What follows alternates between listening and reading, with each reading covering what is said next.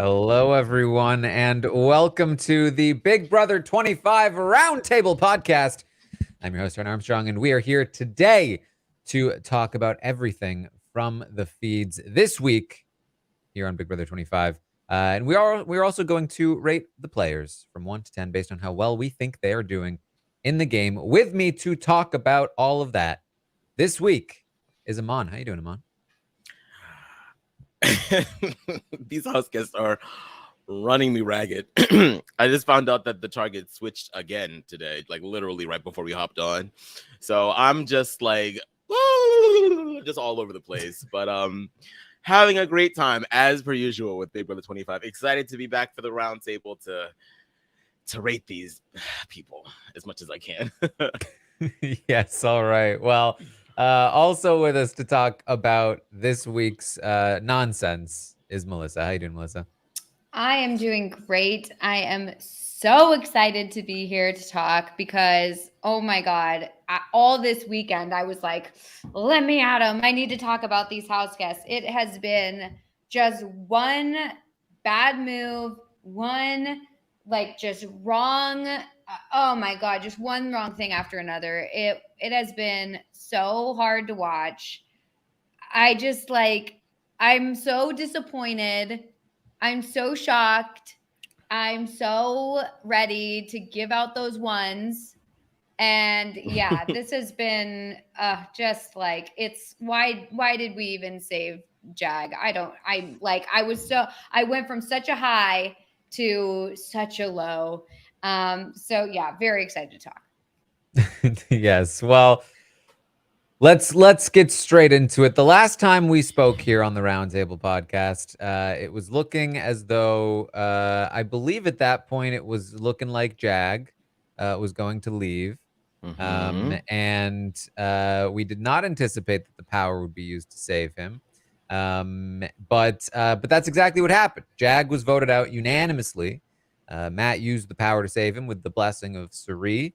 And then we saw what happened in the episode that they actually told Jag ahead of time they were going to do it. Cirie let Jared know. Then Jared went to Jag saying, I think you're going to be saved. But Jared wasn't supposed to know. So Jag went to Cirie and was like, how does Jared know? And then Cirie went to Jared and was like, how does Jag know that you know?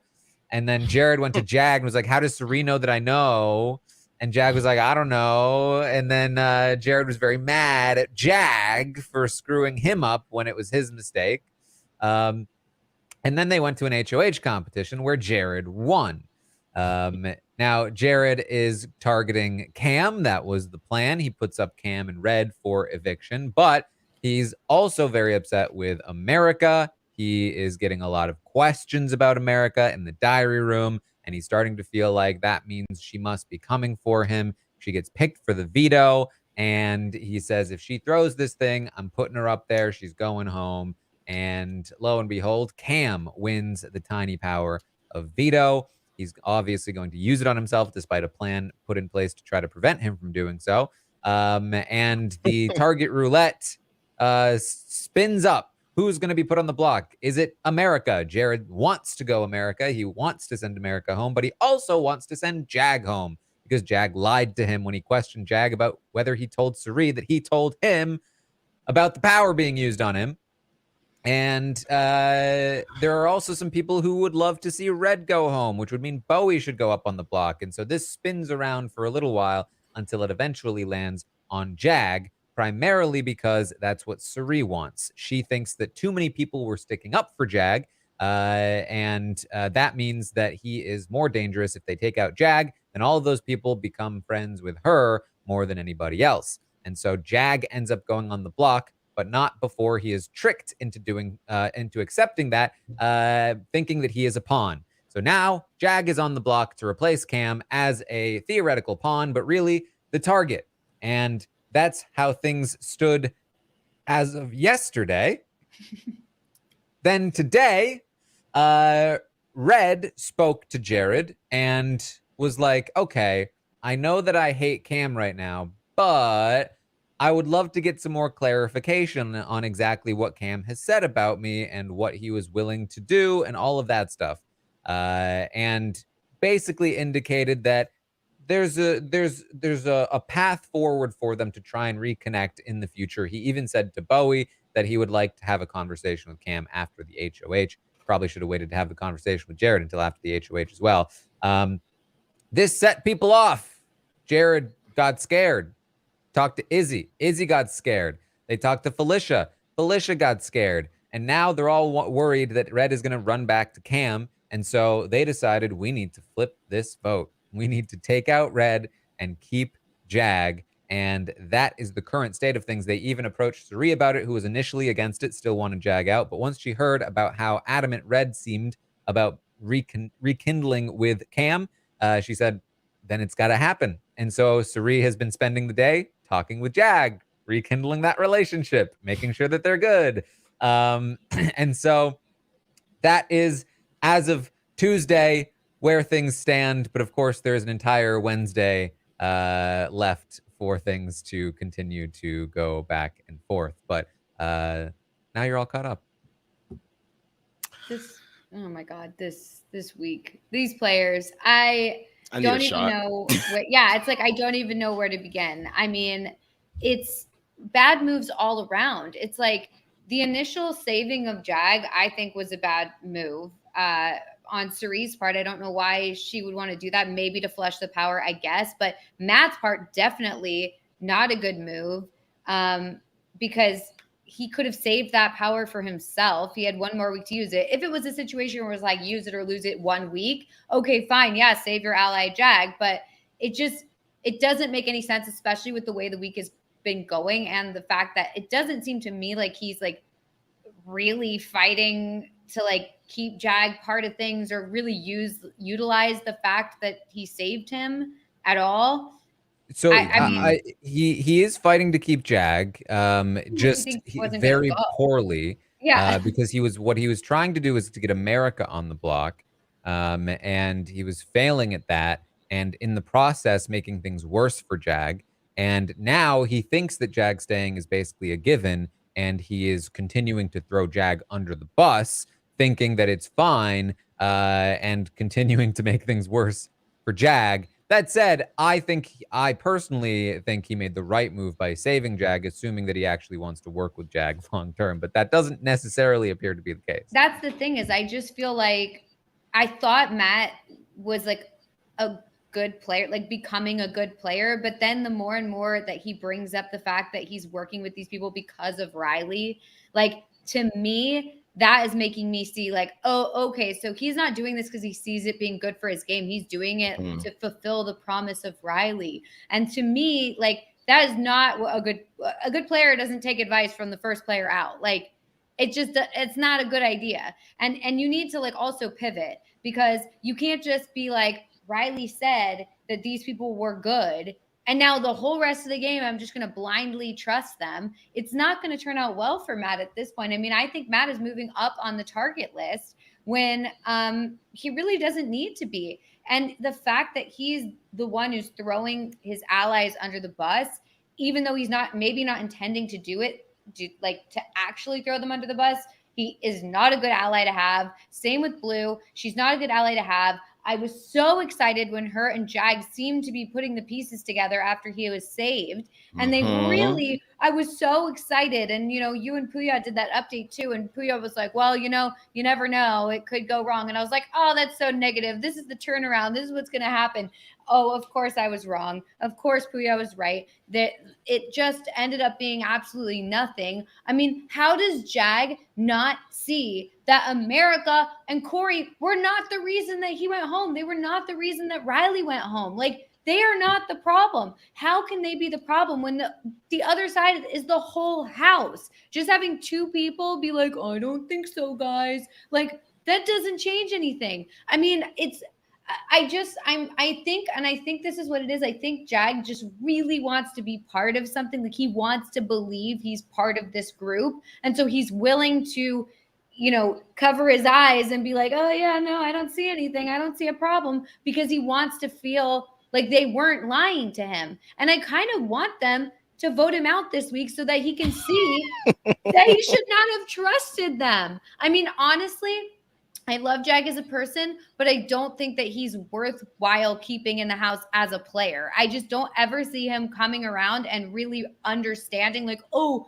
duh, I should have trusted America. America's been on my side the whole time. So that has been very upsetting to me. Blue then volunteering Jag as a pawn and not utilizing enough her meaning Jared's HOH week. Her connection with Jared should have been a way for her to influence him and make it so that he could make a move this week that would benefit her. She doesn't need to say like, oh, Jag and, America and I are possibly working together or whatever. Like she can literally just be like, hey, I think we should steer it in this direction. And instead she does the exact opposite and suggests that Jag go up as a pawn. Like, I mean, it's wild to me. And then you have Jared not making any sense with his stupid, like, oh, America's throwing comps, we got to get her out thing, when he could easily use the two showmance alliance or whatever as like an actual like fallback so that he's not constantly tethered to his mother. Like, he needs to go and do something on his own in this game. And the fact that like he's bringing all this information just constantly to Sari, like have something for yourself on the side. You don't always have to like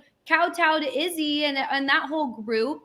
And then you've got Felicia and them, they're breaking apart. So they're not even doing well. It's like Cam and Red are breaking apart. The one thing they had was to be together and be a solid group, and they're broken apart. The music, the classic music, but literally it's like with that damn music. Bad. Corey is like, I mean, Corey is his chickens are coming home to roost or whatever. When now Jared's like, oh, I don't think we can trust America because he's been, sowing these seeds all over the place about don't trust America when that's the exact opposite that he should have been doing. And then America's saying they're still trusting Jag and still trusting Matt, while Matt, on the other hand, is calling her the B word and doing all that stuff. Honestly, I can't. This is like, I'm sorry. I just took off. Like, that was like 10 minutes of your time, but it's just been like, it's been building up inside me. I've been so frustrated and these players are all bad. And I mean, like, it's fun to watch, but it's just a mess. And I can't feel like I can rely on anyone to be like a good player in this game right now because everyone is all over the place. Anyway.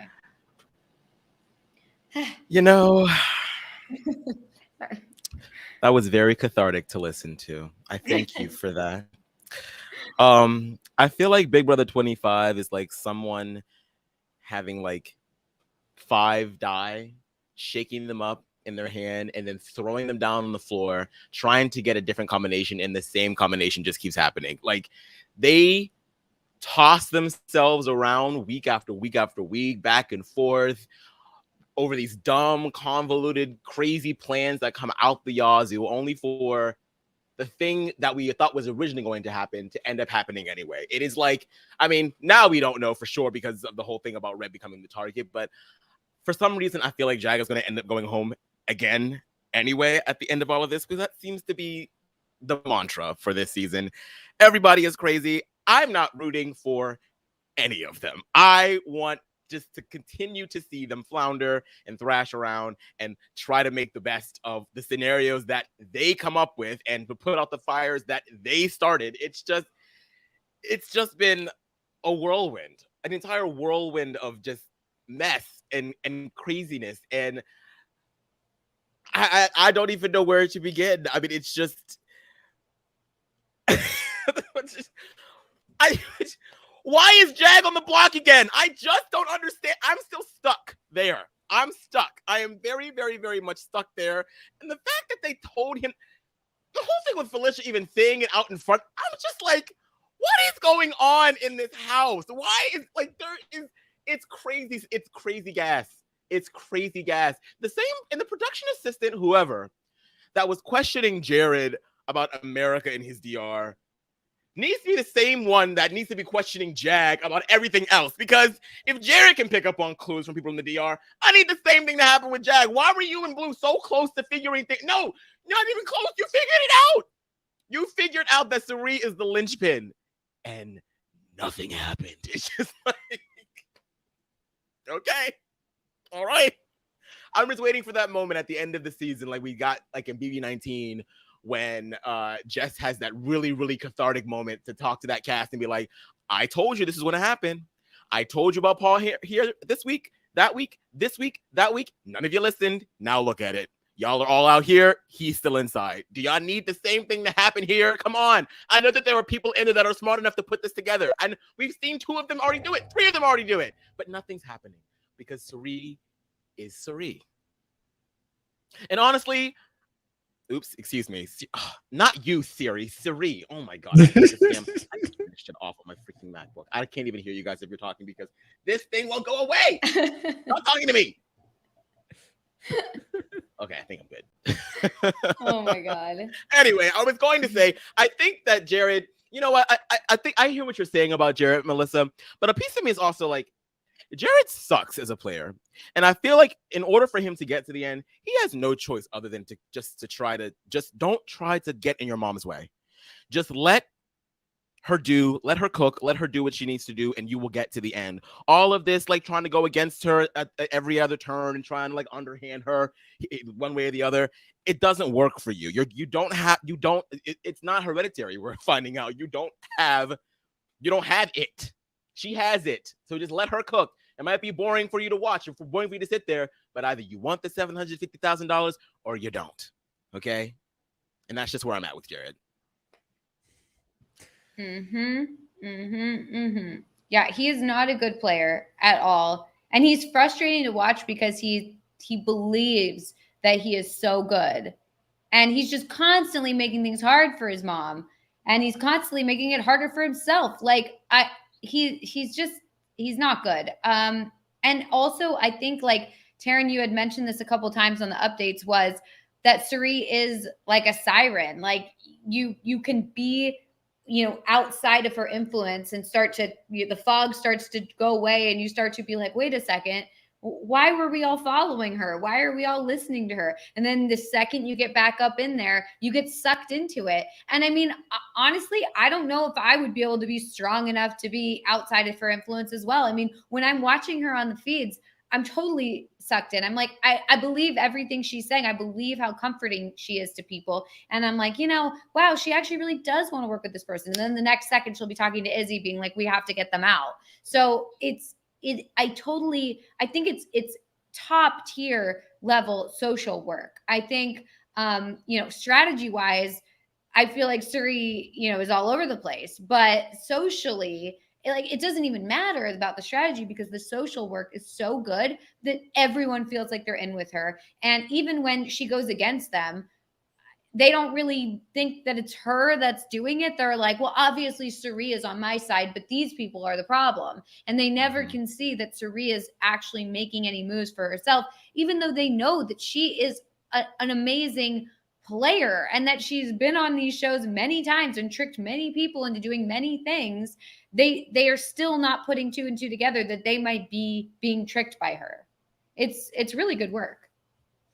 Yeah, and what she says about using other people to do the strategy for her, I think is very true. Like she literally uses Izzy as like her Rolodex. Like she will literally be like, Izzy, what alliances are we in again? And Izzy will be like, okay, so we got the for real. And she's like, how many people know who's in that? These people. Then we got the 7 deadly sins is these people. She's like, okay. And I think that's a big part of why, like, I think Izzy being her strategic compass is definitely one of the reasons why things are a bit all over the place. But it's definitely been interesting to watch. I think that seeing Jag and Blue get sucked back in was ridiculous. I definitely think that, like, for Blue, I think a big part of it was that she was mad at Jared that day, and now she's not. For Jag, it was getting back in with Cirie, and I think another big part of it was Matt, because Matt straight up lied to Jag about America to convince me he couldn't trust America, and said that she said things that she didn't, and convinced Jag that he can't trust America, which is a huge part of why he's like back in with Cirie. And so like, he's back there and just sitting there or just waiting to be cut down by his allies, and then they decide to go in a different direction for now. And maybe it'll come back around. Who knows? But either way, he's just sitting there like everything. And I think it's a bad move on their part to vote him out. I think like this would be a really good show of like, hey, we are loyal to you. We are working with you. You showed your loyalty to us, and we in return showed that you can trust us by not voting you out. And like we actually voted out Red. I think that that is the move for this week. But for some reason, they want to get rid of Jag this week. And, you know, I kind of hope they do, just because I'm frustrated with him right now, because he had that moment of clarity and he really got all of our hopes up. And instead, you know, just fell back into it. It comes back to what you said earlier, Melissa, in that he just wants to be a part of something. And I feel like, you know, it was so interesting because in the beginning of it, he really had like a good footing. You know, he was besties with Riley. She was the first HOH. It seemed like they, you know, they had the whole thing with crowd control with Blue. It seemed like there was really like, that was supposed to be the core alliance, right? That was supposed to be the three people that we were supposed to be watching, right? And then everything just crumbled. And it feels like he's still sort of like, he didn't want to jump ship. So he just stood there on the ship in the flames, just waiting for someone to come and get him. And Suri and the rest of the side of the house seemed to be the people that were going to do it. And so he's like, okay, so I'm good now, right? I'm good. Okay. All right. You're going to put me on the block as a pawn though, right? I'm good. Okay. Yeah. Cause we're in this together. And it just seems like he just doesn't want to move past that. And I don't know. I just wish that he would talk more to these people, like talk to America, talk to the people that you are really close with. I don't understand how you're letting these people that you don't even have that bit like strong of a bond with control how you feel about the people that you have a bond with. It's like I would never, maybe it's just who I am as a person, but if I'm like besties with somebody and then someone that's not my bestie, but is someone that seems relatively trustworthy comes over to me and is like, that person was talking mad shit about you, right? The first thing that I do is go to that friend, go to my bestie. I don't say, oh, really? Oh, wow, that's crazy. Oh my God. Like, I guess I can't talk to her anymore. Like, Are you talking about Jag or Red? I know. I was like, this could apply in both of them situations. Both of them. Yeah. And I think part of it is that the person who's telling you that you can't trust or that they were talking like crap about you, like that, those are the popular people. And so it's like, you want to be in with their popular crowd. And they're like, look, we want you to be part of this. But really, like, your friend was throwing you under the bus and that was making it bad for you. And so it's like, instead of being like, okay, well, I'm going to stick with my friend because they've been my friend the whole time. It's like, oh, but these guys are really cool and popular and I want to be part of it. I want to be part of their big group. And that's the sad thing, is that it's like, we on the outside are watching this happen where it's like, I get why he wants to be part of the cool kids or whatever, but it's like, oh, it's going like, it's just not making any sense. It would be one thing if he was trying to get in and try to foster those relationships, but like had that in the back of his mind, which he still might, because I mean, they still had the conversation. Him and Blue still had that conversation, right? So at some point, I feel like you can never really unring the bell. At least I wouldn't. Like, even if I like got sucked back in because Suri said this, that, and the third or whatever, I still feel like on some level there has to be some like self-preservation that has to kick in and be like, okay, well, this is good for now, but I'm definitely watching. But there really isn't a lot of that. So it's just yeah, and the fact that he thinks this whole time America is lying. It's like, I don't know. They were just ha-haing and kikiing with each other when, like a week ago, when you got saved, she was one of the first people that you hugged. Like, I don't know. And she was crying when she thought you were going to have to go. And she was the one person who was telling you that she wanted to tell you the truth. And even Blue said in their conversation with Jag, America came to me and said that they're lying to Jag. Like, what good does that do for America to tell Blue that Jag's being lied to? Like, I need candy. I need good stress eat.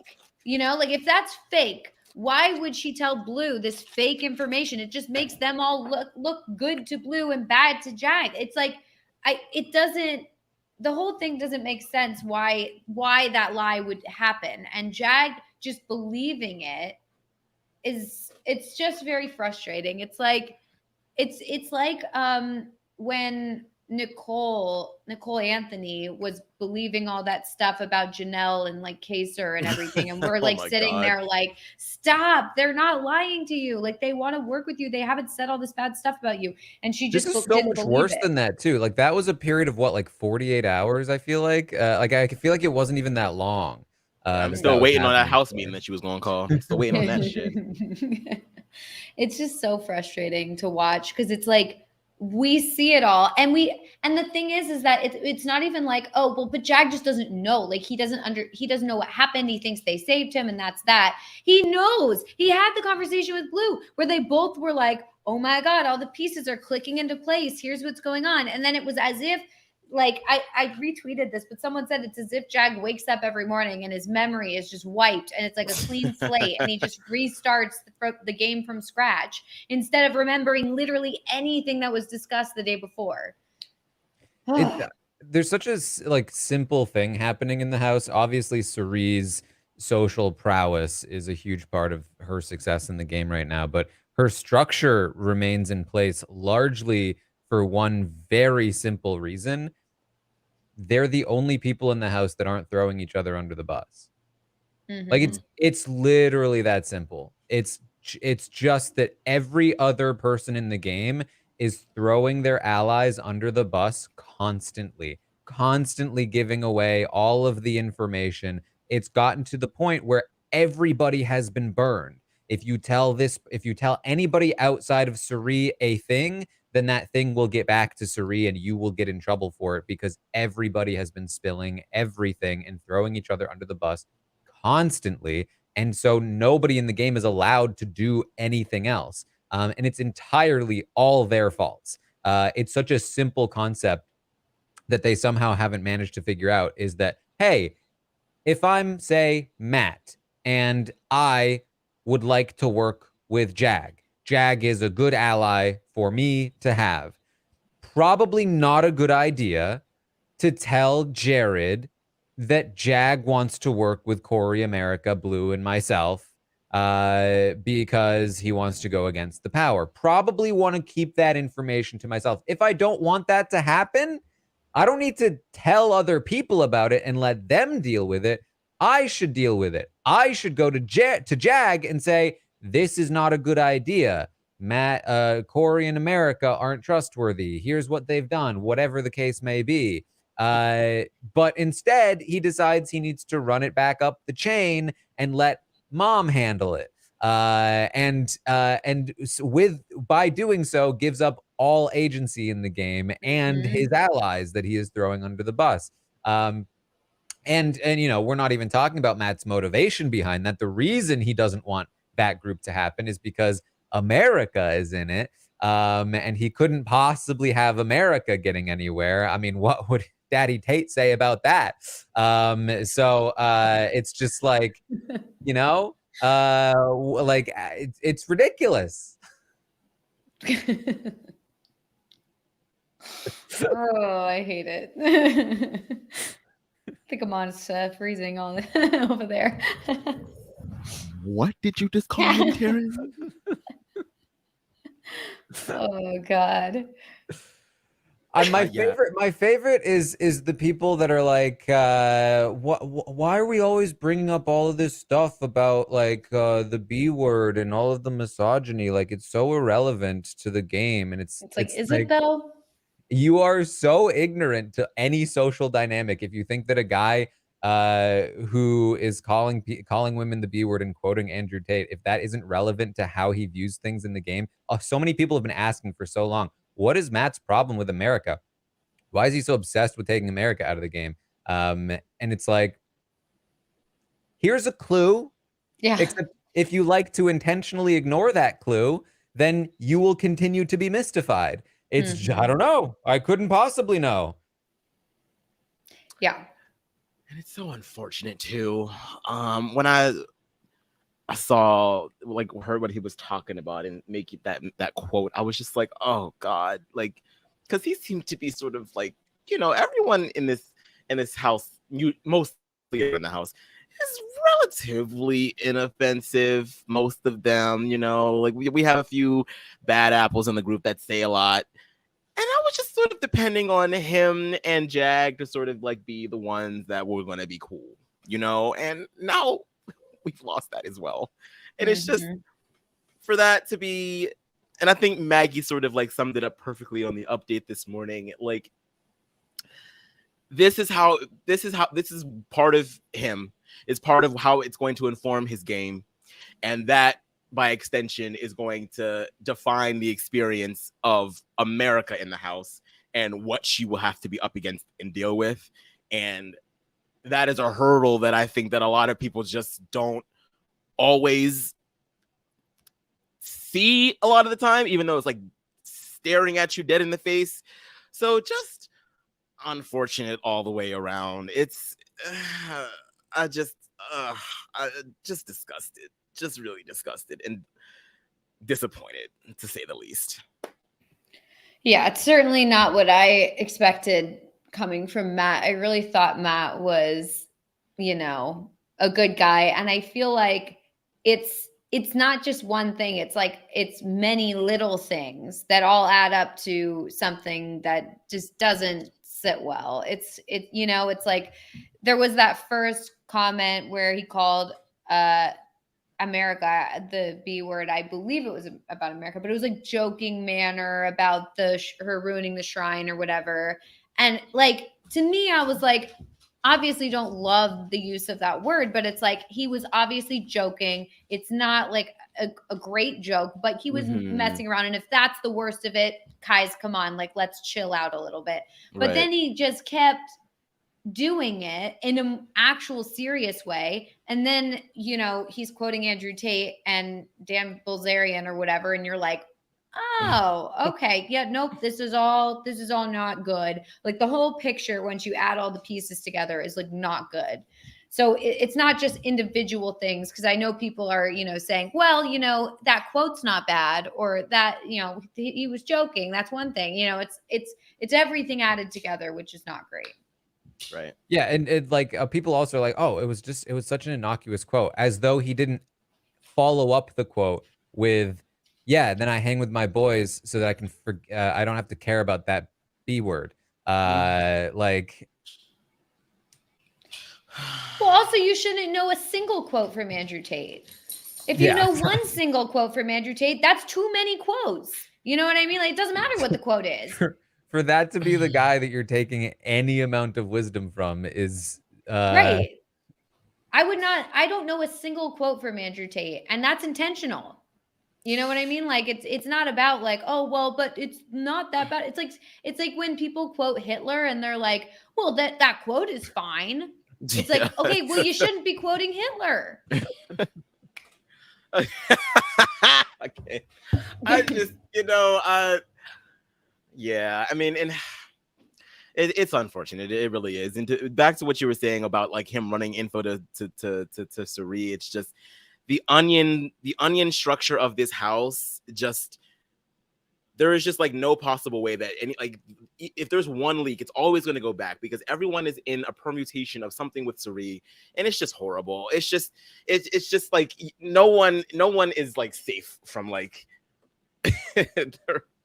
her like circumference. It's just it's insanity to watch. But yeah, you know, I mean, if that ends up screwing Matt over in the long run, then that's fine by me, because now I have a reason to I lied before. I am rooting against certain people now, so it is what it is. Yeah, and I mean, this really has been the week for all of this stuff really like showing its face in terms of all of the stuff that Red has been saying about America being fast, using her womanly wiles, how he doesn't want to get anywhere. The closest he wants to be to America is sitting next to her on the nomination chairs. And you know, apparently also called her a Victoria because she uses her pretty to get what she wants. Which like what do you mean, dude? That's not even, yeah, it's like Victoria didn't even do that. Nor does America. Like, I mean, like, it's like, okay, just because you're attracted to someone doesn't mean that they're using their looks to do anything. Like, Exactly. that And has and Corey was stiff arming her for quite some time, so it wasn't even like it was really working. Yeah, It's exactly. very much telling on yourself to be like, oh, look at her trying to entice me. Yeah. Like, It's like she's no, you're wearing that outfit enticed. for you. Yeah, it's like it's your own thing. It has nothing to do with her. They're like, oh, look at that outfit that she's wearing to like try and get me. And it's like, no, she's not doing anything to get you. Like she's literally just wearing clothes and you guys are feeling a certain way about it. Why are you even worried about it? You have a woman and a baby back home. Like, why are you even, you shouldn't even be in this. Well, he's not allowed to talk to pretty girls. Oh my God. Like, how do we have all this, like, oh my God, problematic stuff? It's like this, you've got the R word, you got the whole thing going. It's like, guys, come on. Yeah, I mean, it's all of this happening, but I'm still disgusted by Big Brother's response to the R word situation and how they've made a very clear stance against hate speech. They've made a very clear stance, I guess, pro R word because they haven't said a word about it.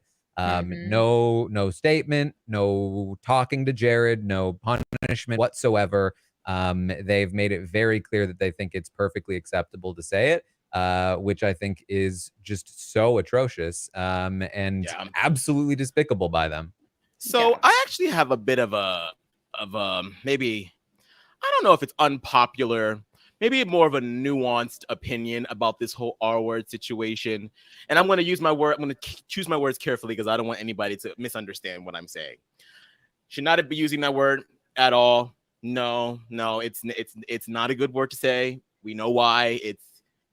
No.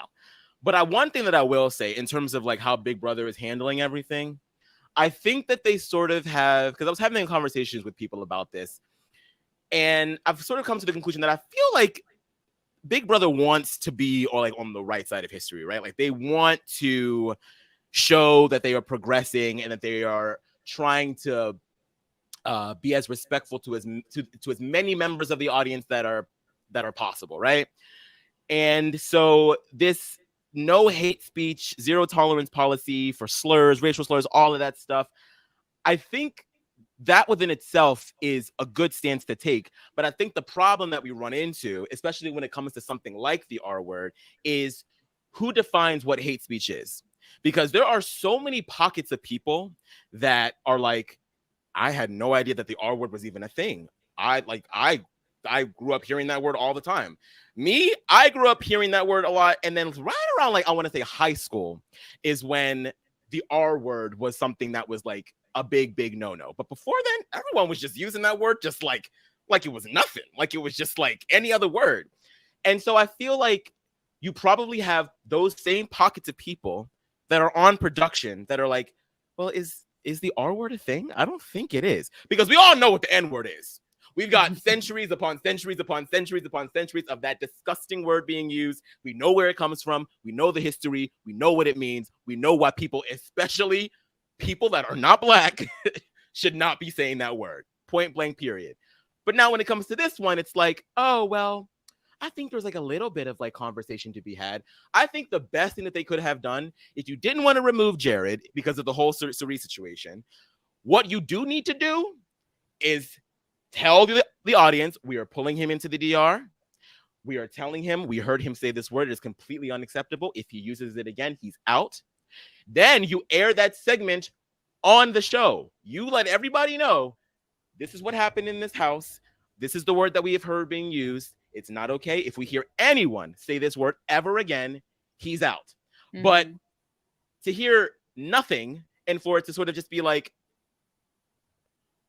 I don't think that's how you want to handle it, Big Brother. There has to be some kind of transparency. There has to be some type of communication with fans so that you don't have a TMZ scandal every single time something happens. If you're going to have this universal response, then you need to respond. You need to show us that you give a damn. But right now it just feels like, oh, well, the R word, I don't know. That one might be okay. So it is what it is. We'll just let people, you forget about it and bury it with time, and then we'll move on. But no, we're not going to move on. And I'm sure when Jerry gets out of the house, he's going to have quite the rude awakening, as he should, because no one said anything in the house to him. Yeah, exactly. I mean, like, that's the thing. It's that despite the fact that everyone absolutely should at this point know that you should not say that word, um, until you start speaking out against it, no, like that's not going to change. And that people will be like, it's not fair to be critical of somebody who's saying the word if they're not aware of how bad it is, or it doesn't seem like it's that bad because not as many people think it's that bad, or whatever. Like, you change that by calling it out. You don't change it by being silent. And that's why we speak up on all of these things, because none of them will change until we speak up on it. That's just how it is. And anybody that doesn't like that is supporting it. You are supporting the status quo where these things happen and you don't say anything about it. That's just the fact of the matter. That is the truth of the matter, right? So that's why we speak on it, and that's why they should be speaking on it. Big Brother is like we say this all the time when stuff like this happens in the house. Like, Big Brother is supposed, like, they touted this show in the beginning as a social experiment, right? Put all these people from different walks of life in the house. And so sometimes people's biases and their preconceived notions and some of their less than savory habits, choice of language are going to come out. And sometimes it's not going to be nice. Because we're all human and we grow up hearing words, and sometimes we say things that just aren't nice. We're not perfect. We are imperfect beings. It's going to happen. That's fine. Just talk about it. Just have the conversation. Use it as a teaching moment. Like, and I feel like they've tried to in the past, and sometimes they fail at it. So, like, maybe when they fail at it, they just decide, oh, we're just not going to have a conversation at all. Because I remember when the whole thing, like back in BB20 with Bailey and JC happened, and we were like, are they going to address this? Are we going to have a conversation? Because they kept cutting the feeds when the two of them were talking. And then when we get to the show, Julie's like, oh, a cultural misunderstanding happened, and then they completely mishandle it. How it was just like, I don't know. Like, I feel like, and I don't think that it's that difficult. I mean, we see Jeff Probst do it all the time at tribal councils whenever there's some kind. It could be something as trivial as, I hate this person because they threw my shoes in the fire. Like, it could be something as simple as that, all the way up to racial tensions. And Jeff has a really, really well executed method of, like, getting to the core, getting to the nitty gritty, and trying to, not ignore it, but, like, have everyone come to a mutual understanding of, this is what you said that hurt this person. This is what you said that hurt this person. Now let's acknowledge that. Let's acknowledge each other's pain. Let's try to move forward. And what that does is it makes it so much easier for us to, as fans, to enjoy the show and to move past all this. But no, we feel like we can't do that because we feel like no one's getting any type of response for it. So now we just have, like, this icky taste in our mouths. We're like, oh, well, he said that word, but I guess we're just going to look forward, huh? No, like, just talk. Just talk. We're all adults here. And they have sensitivity training in the beginning. Is the R word, like, not in there? Like, is it not? Like, I would really love to know, like, what exactly is said during those trainings. Like, are they given a list, you know what I mean, of words, of no words? Like, or is it sort of like this nebulous cloud of, like, if you feel like you probably shouldn't say it, then you probably shouldn't say it. But then what happens if you accidentally do say it? It's just, it's a lot. It's a lot. Be transparent is my ultimate goal. Just that's the main point here. Yeah. I mean, that's the thing, like, from, like, my legal, like, thinking from, like, a lawyering perspective, I'm like, they need to be extremely clear on what the rules are and what would constitute someone being kicked out. And I think, like, they need to be way more clear about that up front with us, with the house guests, with everybody, just so that, like, there isn't this weird, oh, well, does this count? Is this bad enough? Like, what's bad? What's not bad enough? And I think, like, that's why, with the N-word situation, it was like, okay, well, in the past they had said, if someone were to use this exact word in this, exact scenario, this person will get evicted. And then that's what happened. This other situation with the R word, it's like, well, we didn't have this before. What do we do? And so I think, like, your suggestion, like, is totally correct. I think that if they're not just going to, if it's not a clear policy and they're not just going to kick someone out for saying it, well, then at the very least, talk about it with the house guests, have a house meeting, say, hey, this word was used. Nobody should be using this. So that way everyone's clear and there's no like, misconception about like, oh, well, I don't know if does that count as a bad word? Like it should be like, guys, this word should not be used. Here's why. And if anyone says it again, you're out, and that way it's like, nobody can complain because it's like, you were warned. And it's not just this nebulous, like, oh, bad word. We don't know what that is. So that's honestly what I think should happen. And they should absolutely be more clear about it from the start. I mean, I guarantee you next year it'll probably be very clear. You know what I mean? Yeah. And I guess that's sort of how things work in general. You know what I mean? When progress is made, it's sort of like you have everyone's doing something that's not good. Someone says we shouldn't do that anymore, and then the first response is like, "Screw that guy! Like I'm fine with what I'm doing." And then someone from the crowd steps out and was like, "You know what? Actually, no, that's not okay." And then joins that person, and then someone else joins that person, and then someone else joins that person, and then eventually everyone's like, "Okay, we're all in agreement, right?"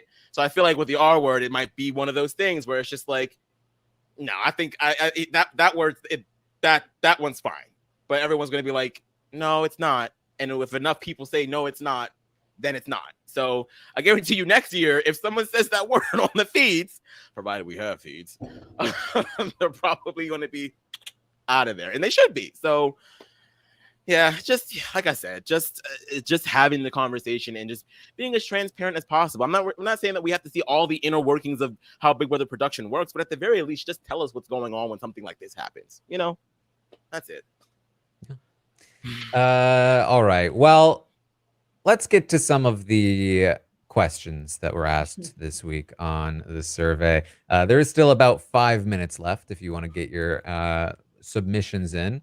But I asked the audience to rank the players from their favorite to their... Actually, I'm going to save that one because there's currently a tie for first place. So get your votes in because your ranking the players from your favorite to least favorite may change the results. So let me come back to that one. I asked the audience to rate the episodes this week. Last week, the episodes were given a 6.2. This week, a 5.7. 5.7 for the episode. Okay. By the way, the survey, you can find it through my Twitter account at Armstrong Taran, if you want to go and take it there.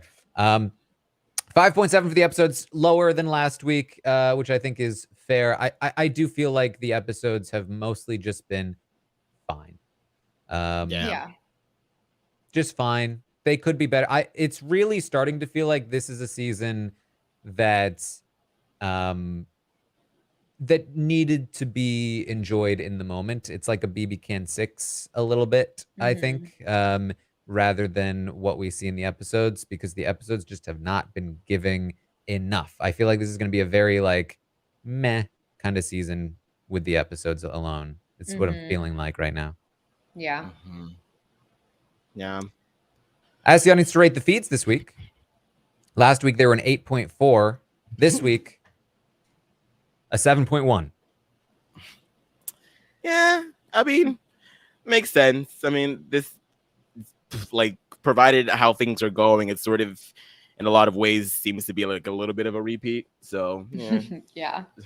I think it was way more interesting at the beginning of the week, when Jag and Blue were having that conversation, that awakening or whatever. And I was like, oh my God, what's going to happen?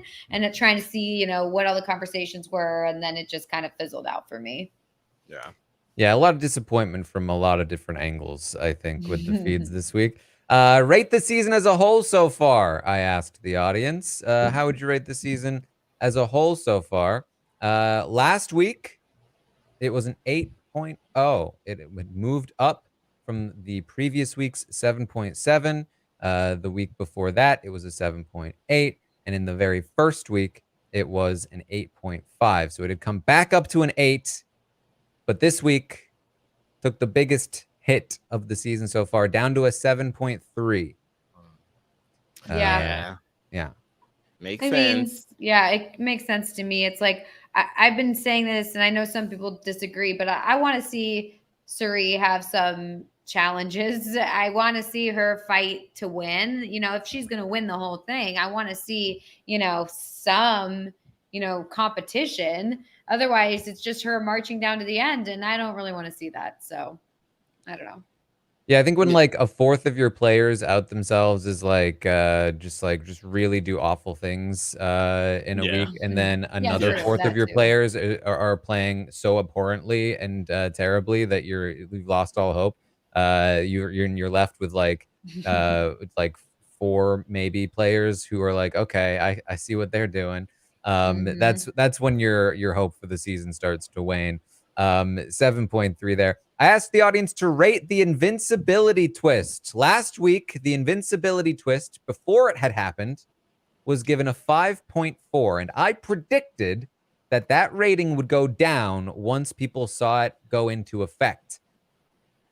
I was correct, but not really for the reasons that I thought, because I expected it to be such a dud, and it kind of did turn out to be a dud, just not in the way that I thought it would be a dud. Where I think if I had asked this like Thursday night, people would be like, yeah, let's go, Jag in the house, he's woke. And now they're like, oh my God, just God, just end the season already. They gave the twist a 3.9. Yeah, I absolutely think you're right. If you had asked me Thursday night if I liked the twist, I'd be all on board, all about it. It was so exciting. And then to see Jag, you know, come around like after they literally voted to evict him unanimously, to see him and Blue have this like awakening, it was like, oh my God, wow, now the season's really going to turn around. There's going to be some sort of opposition. And, you know, then to have him fall back and like not only fall back in line with the Suri group, but then have them want to evict him again, literally the next week, is just, yeah, it just makes it feel like this was a waste. I asked the audience to rate Jared's HOH reign.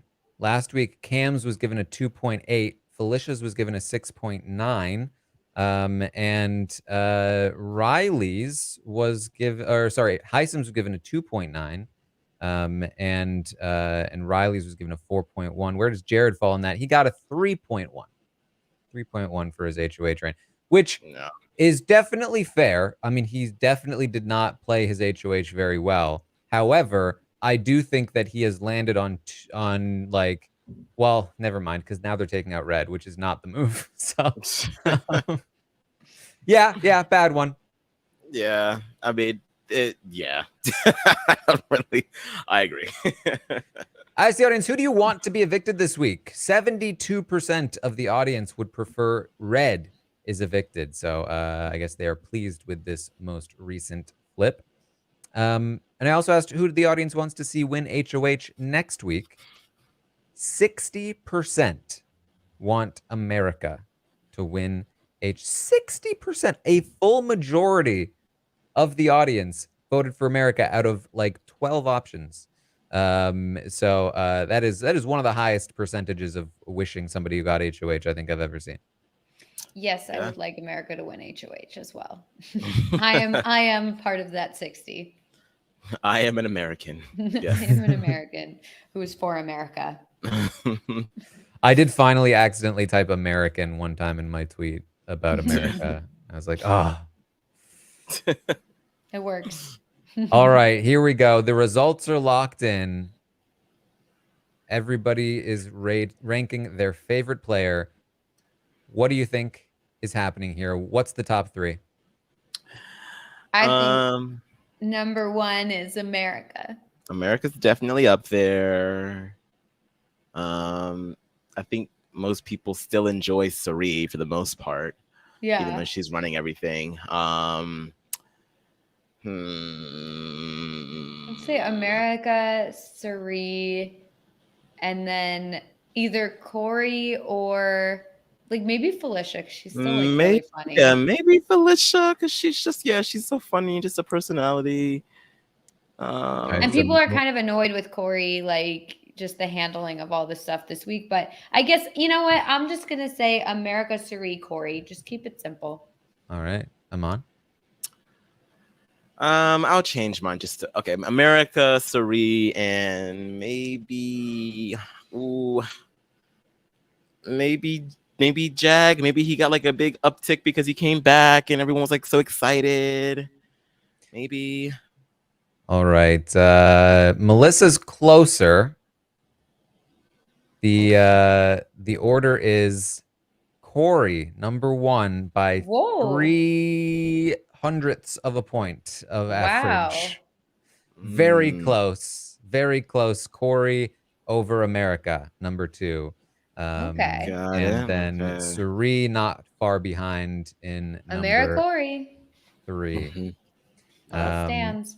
So there you go. After that, there's another. Wait, are we gonna guess bottom? We can do that. I'm just gonna give the next Okay. 3. The next But 3 then are it also. gives it up. Nobody's gonna guess the next 3 is the bottom. I mean, yeah, I think the bottom is kind of pretty. All right, bottom is Cam, Jared, Red, or Matt. In what order?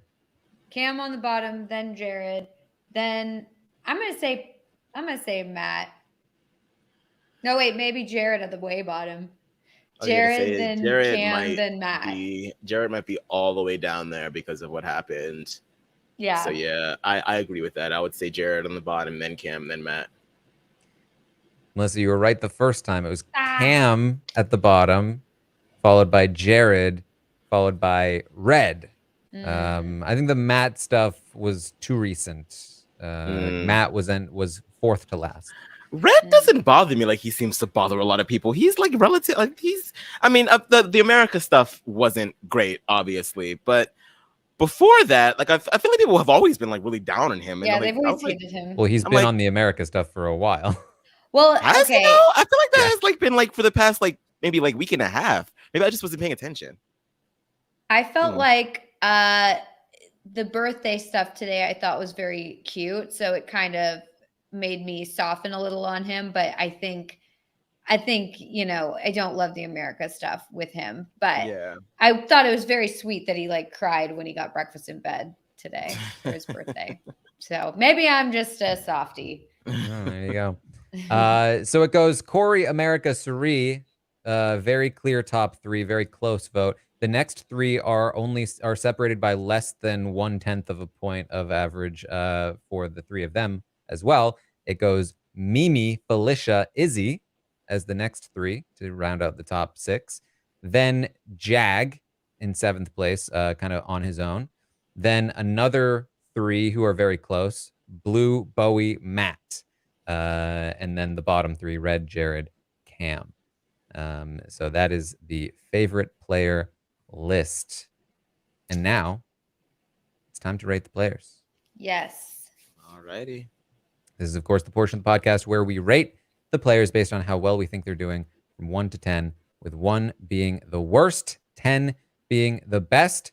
And there's no evicted players, so we're all rating all the same players again. Oh my god. Ugh. So it's just going to be a 1-to-1. Let's just see what changed from last week to this week, especially since the same person might be leaving again. Insane. Well, so let's start with America.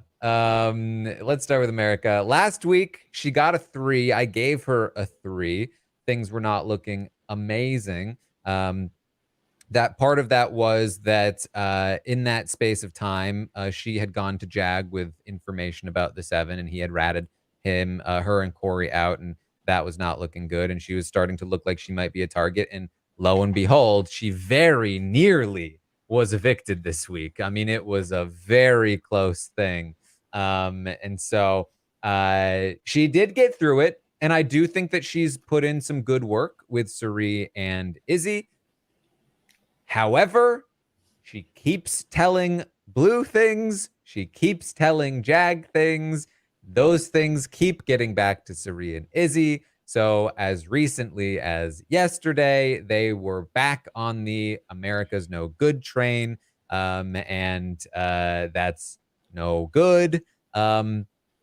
That said, I do think that she played this week better than last week. Her position is still quite dire. I think that the current like quote unquote order is Cam, Jag, or I guess it would be Red, Cam, Jag ish is the order, and then they're looking at like maybe Matt, Felicia, America in that direction. But we know these people. Mm-hmm. Anybody even remotely near the firing line is going to be an option. If Cam wins the veto next week, then it's going to be target roulette again, and it could land on anybody. And unfortunately for her, we know that her closest ally, the person who would definitely keep her safe, is throwing the HOH this week. So she doesn't even have that kind of protection. Here's my biggest concern for America. Cirie, Felicia, Izzy, all of them. Izzy certainly has been close in a lot of comps, but they haven't been winning the comps, right? Jag has won some comps. Matt has won a comp now and has come close in a couple comps. If the Jag, Matt, Blue group wins HOH after Red leaves, sure, they target Cam, probably. What happens if Cam wins the veto? They're not going to target each other. So who's left? It's kind of only America and Corey. And so that's the biggest danger. That block of 3 winning HOH is hugely dangerous to America next week. And so I am going to bump America up a little bit here. I'm going to give her a 4 this week. I think that her position is a little better. I think that her gameplay has been decently better, but she is definitely still in a lot of danger here. And long term, it's still quite blocked. Melissa, what do you think? Yeah, I absolutely love America. She's like one of my favorite people in the house right now. I want her to do well, but the problem is that she just has nobody that she can trust. Every time she talks to somebody, they go and rat her out. Like, she has good ideas. She has good things to say. And she's correct in a lot of the things that she's talking about. They just like, it goes in one ear and out the other. And then they go and spout the information around the house and get her in trouble. I'm very worried about her. I'm worried, with her having Corey as her only real ally, because Corey is barely protecting her. I hope Corey, got some sense knocked into him this week, when she almost went on the block at the hands of his supposed like number one ally, Jared. And the fact that he could barely influence Jared to not put America up, that hopefully scared him into being like, oh, okay, I need to figure this out better. I need to start playing harder. Although apparently it hasn't, because he doesn't even want to win HOH. So she's in a very precarious position. I know that she was able to talk her way out of this. She was able to convince them that she's not like scary or whatever and keep herself out of danger this week. But I mean, who knows what's going to happen next week? The fact that this is just her name is on the tip of everyone's tongue is not good, considering that she doesn't have any allies in the house, essentially. I'm so worried for her. I want her to do well, but I have to give her a 3. This was a very, very precarious week for her, and she almost went home. Yeah, I mean, I think a 4 is pretty appropriate. Maybe even a 3. I think like both of you said, all roads lead back to Cirie. So I think the only way that I see any chance of her doing well is if she wins HOH and targets that big group. And I don't necessarily know how plausible that actually is. And even if she does that, she'll still have so many people coming for her afterwards still. So it's like, yeah, whenever your name is like that close to the fire, you are unless you win, you're probably up next. So I don't know. I think I might give her a 3. Screw the 4. All right, a 3 from Aman as well. The audience, a little bit better, feeling a little bit better about America. They gave her a 5. Wow, a lot better. There you go. So yeah, the audience, listen, I'm detecting a little bit of same name bias here. From you Americans. All right. You're not voting for I just want to make this clear. You're not voting for yourself. You Americans, you vote how for America. Dare you? You're not voting for the American audience. You're voting for the player. Just making sure that's clear. All right. Yeah, 5 is a little shocking. What? Okay. Wow. Well, 5. All right. Let's move on to Blue. Melissa, how do you feel about Blue? Blue, gosh, I just feel like I was feeling so good about her at the start of this week, you know, when she was talking with Jag and basically had the whole thing clocked. I was so impressed. I was like, here we go. Okay, it's all starting. And then it just all kind of fell apart. I mean, obviously, like having Jared as HOH, like kind of messed everything up in regards to their whole talk about Cirie. And she couldn't really bring that to his attention or anything because obviously Jared knows that Cirie is running the house because that she knows that that's his mom. But, you know, I feel like I feel like she could have done better this week with helping to control Jared's HOH. Like, I just feel like this should have been a week where she had some influence. And the only thing that she had influence over is getting Jag put up as a pawn. And that's horrible for her. So I think that's just so bad. However, in Blue's favor is that she's not on the block anymore. I mean, we gave her a 1 when she was potentially going home. So I think like in her favor, she's not on the block this week. She also, I think, isn't first target coming up. I think she has a little bit of leeway, but I think she's in a very precarious position. And especially if Jag leaves, if Jag leaves this week, I would hope that would really wake her up. I mean, who knows if that'll happen, but I would think like, oh, he just got saved and now he's immediately being sent out the door when he was told he was a pawn. Like, we can't trust these people. I need to figure something else out. So, you know, we'll see. For me, I'm going to bump Blue up to a 2 just because she's not going home this week. Yeah. Like you said, for him to be saved and then you guys are having that conversation and she's been about how Cirie seems to be in the center of everything and but you're trying to like rebuild this trust with this alliance and really trying to, you know, find your footing in this game. But then you trust the same people that voted him out 10-0 and suggested that he be a pawn. Hello, is anybody home? Like,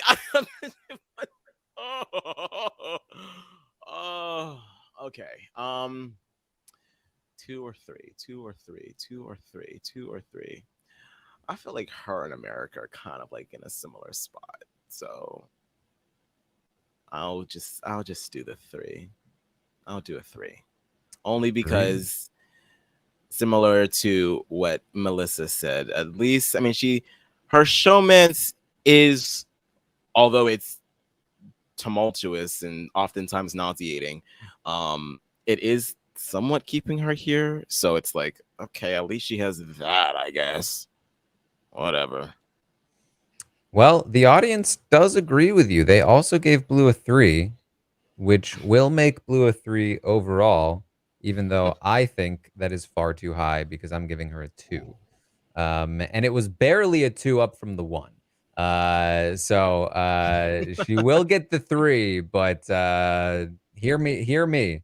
It's undeserved. She's played so terribly this week.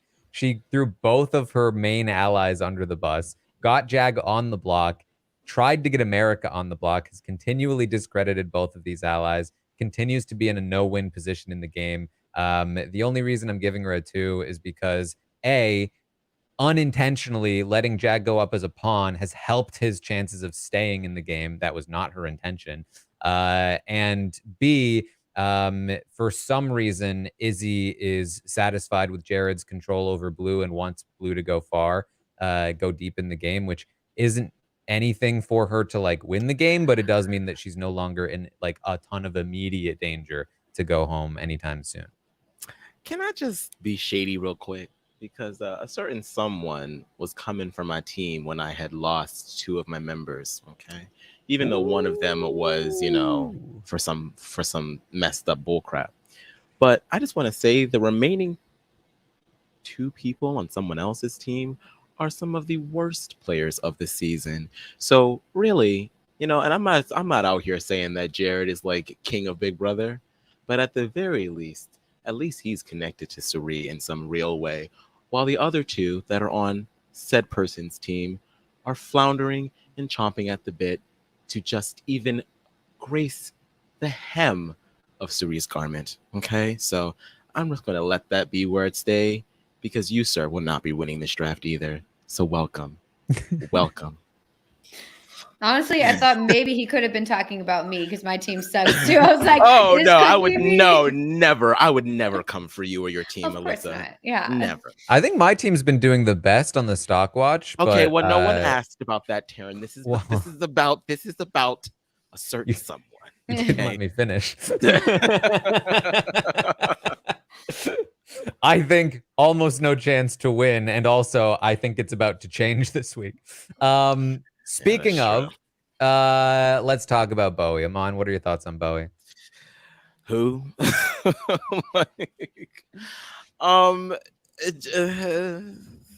Okay, sis. I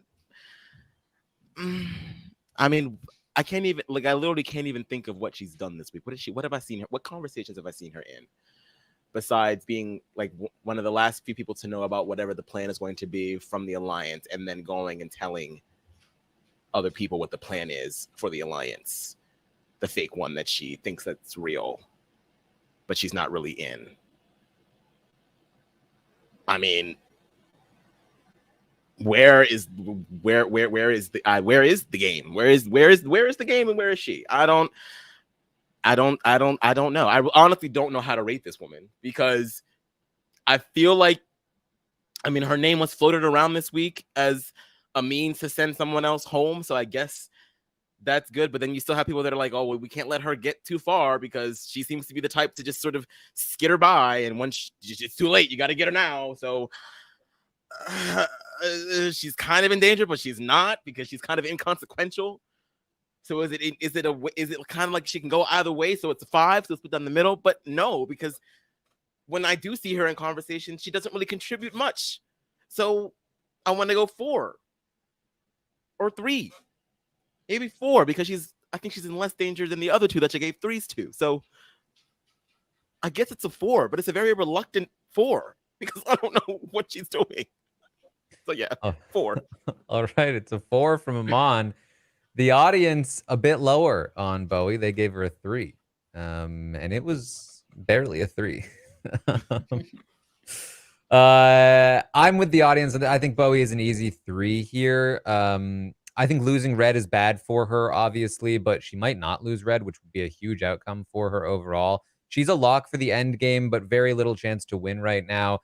I will die on the hill that I think she is like underrated as a player, not because she's like a good player, but because people think she's a complete non-entity. And I think the only reason she's a complete non-entity, or the biggest reason she's a complete non-entity, is that nobody was willing to talk game with her, because when she does talk game, she can talk game and she does know what she's talking about. She just is iced out of most conversations. And so, and she is not a very active player to begin with. So, I think that like she's the kind of player that if she like won an HOH, I think she might surprise people, but it's not like she has great reads or anything. I just think she might surprise people in how much she is able to talk game, not that she'll make a good move. Exactly. She'll surprise people because she'd be HOH. That's the surprise. Yeah, like she'll surprise people in the sense that like she will participate in the game, whereas people would probably assume that she still wouldn't. It's kind of like when we saw the bye bitches come together, and she was like, all right, well, I got to get out of here because I don't want people to think it. And she never came back. It was just like, that's sort of like what her game feels like to me. All right, Melissa, what do you think?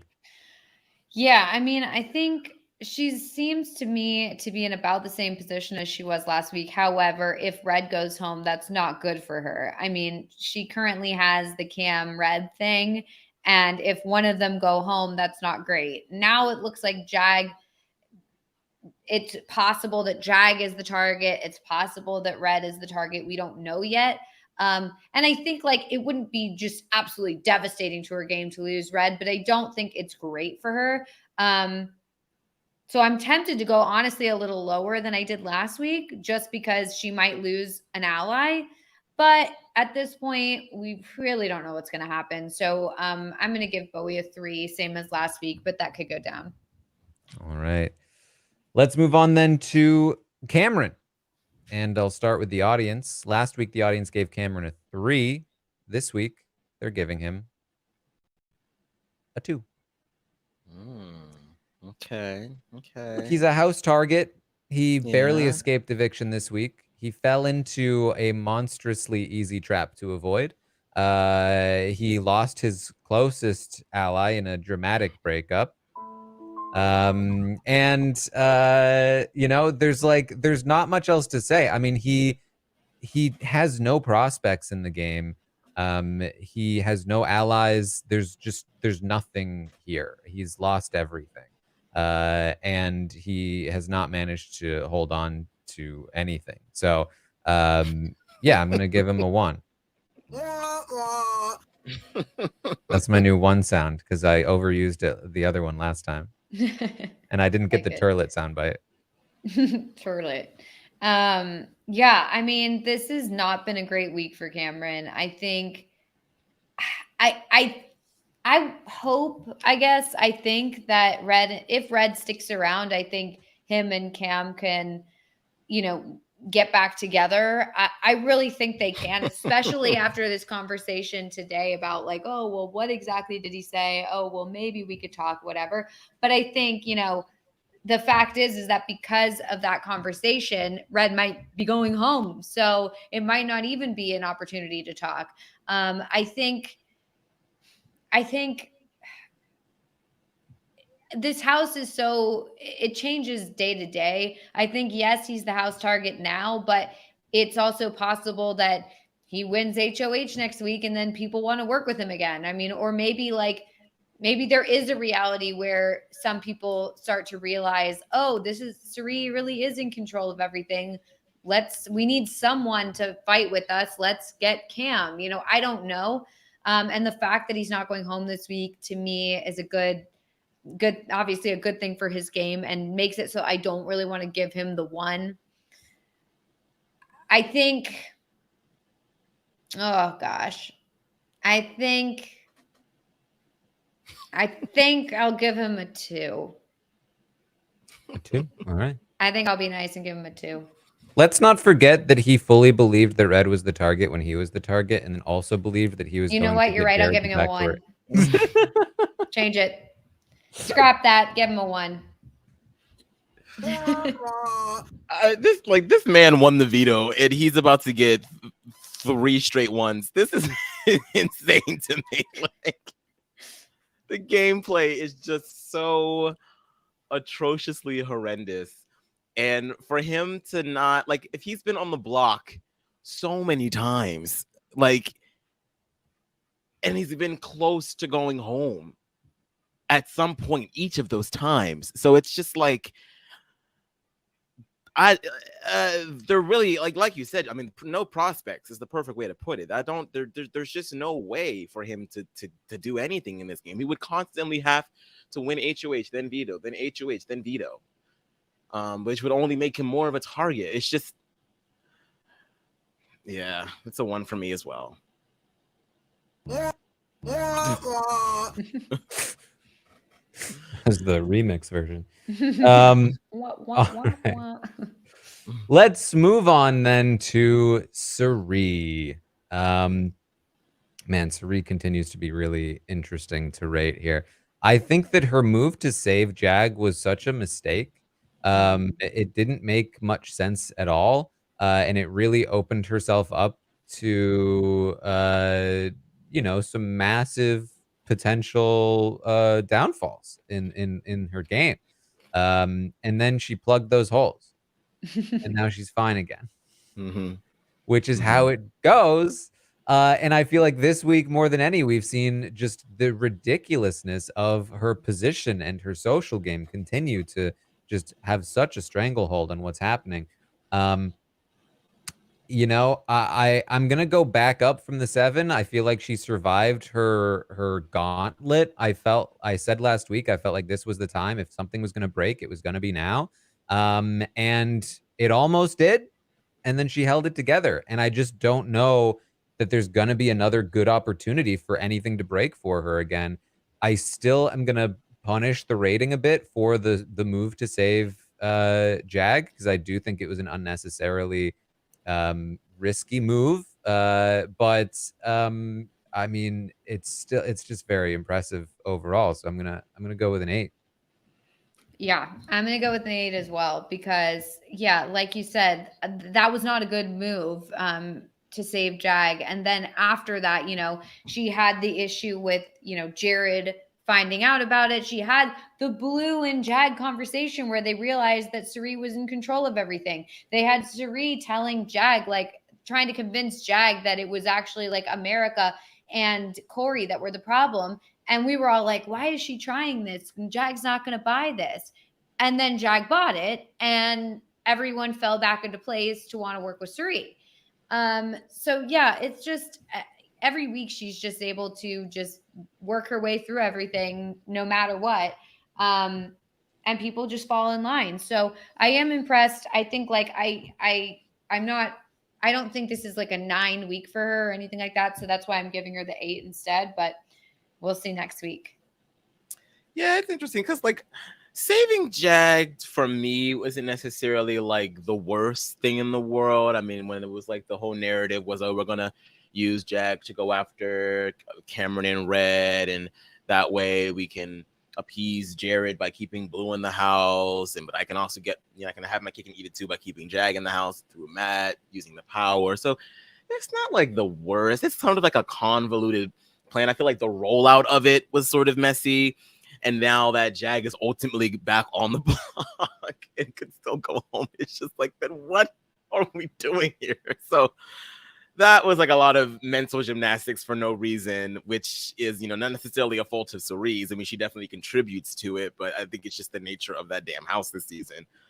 So yeah, I think an 8 is definitely appropriate. Strongest player of the season, you know, and by a large margin, looking at these ratings.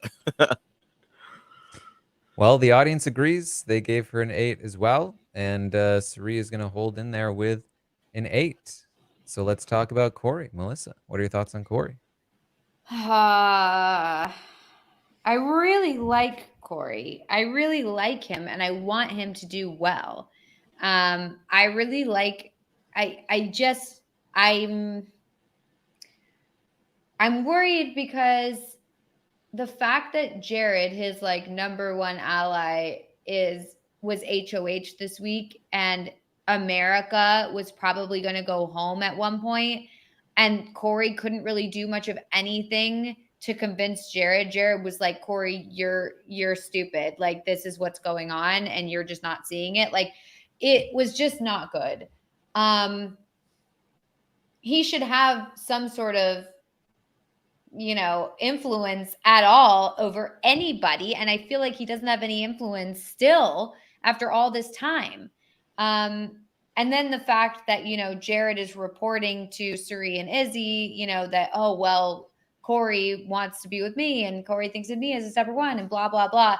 It's just, I think I want Corey to just wake up and realize that Jared is not a good ally for him. Like, he needs to start doing something else because this is not working. Maybe it'll get him a couple more weeks, but people are worried about Corey. I don't think they're thinking of him as like, oh, let's keep him till the end. I think they're concerned, and that is concerning for me. So I think, honestly, I think I'm going to bring him down to I had a 5 last week. And then he's gonna throw the HOH. Then he's saying he's gonna throw the HOH, and he doesn't need to win anything. Like, America was just about to go home this week, and you still think that you're good? Like, clearly that's not right. And then there was a conversation today where Izzy, I guess, told him that, you know, you're not supposed to know yet about this flip or about something. And it's like, okay, if he's not supposed to know yet, that means he's not in the core. That means he's on another tier of the alliance. He's not within it. And yeah, he's still like, I'm good. I don't need to worry. He needs to worry. He really needs to worry. And I want him to be worried because I want him to do well. So for me, you know what? I've been really mad about everyone this week. So I'm just gonna give him a 3. A 3. Down to a 3 for Corey from Melissa after the 5 last week. Aman, what are your thoughts? Yeah, I mean, it's interesting because, like, I mean, I think like so many of the other players, I think he sort of like is in this mode where it's like he's just trying to sort of like keep his head down because he feels like it's still that part of the game. But you being tied up with America now, while in some and we talked about at the beginning of the podcast that, you know, having a showmance isn't bad as long as you know how to navigate and sell your showmance to larger groups of people, and really ingratiate yourself and cement yourself with those people. But it feels like there's like a lot of isolationism going on between the larger alliances and then the AmeriCorey of it all. And like Melissa just said, your girl almost, like, you had to beg Jared to see straight, and Jared is also supposed to be one of your final twos, and it was you were this close to getting broken up, and for whatever reason you feel like the energy that you need to go into next week is to put your head down. And then on top of and you have people like, you have Suri telling you Felicia's coming after you. Yeah, maybe it's not for a couple of weeks, but someone is coming to you and saying someone is dead set on getting you out of here eventually, and you're still sort of like, I'm gonna chill. I don't know. My paranoid ass would be like, well, let me win HOH and get real chummy with Felicia. That's what I'd be doing. But no, okay, Corey. So I mean, I still feel like he's mostly okay for now, but you don't want to be just for now. You want cushion there, and I feel like the cushion is getting real thin. Okay, and so I don't want to.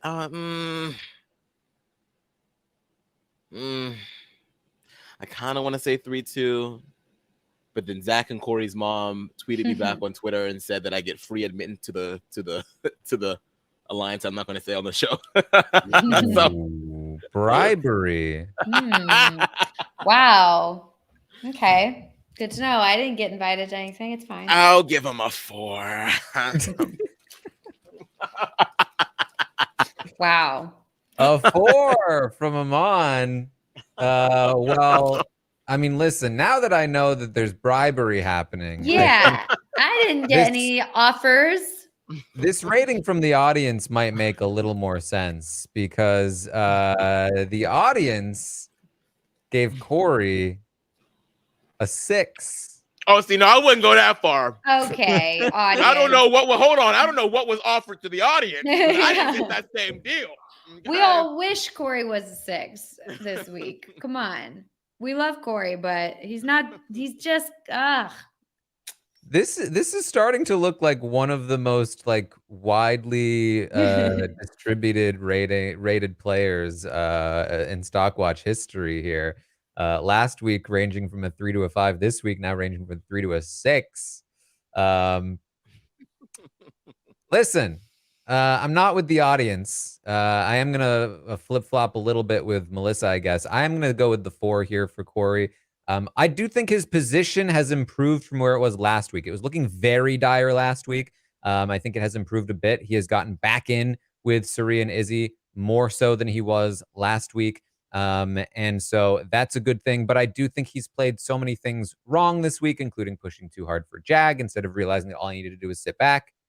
And lo and behold, and then the realization that he should stop just throwing America under the bus came far too late, but it's at least come.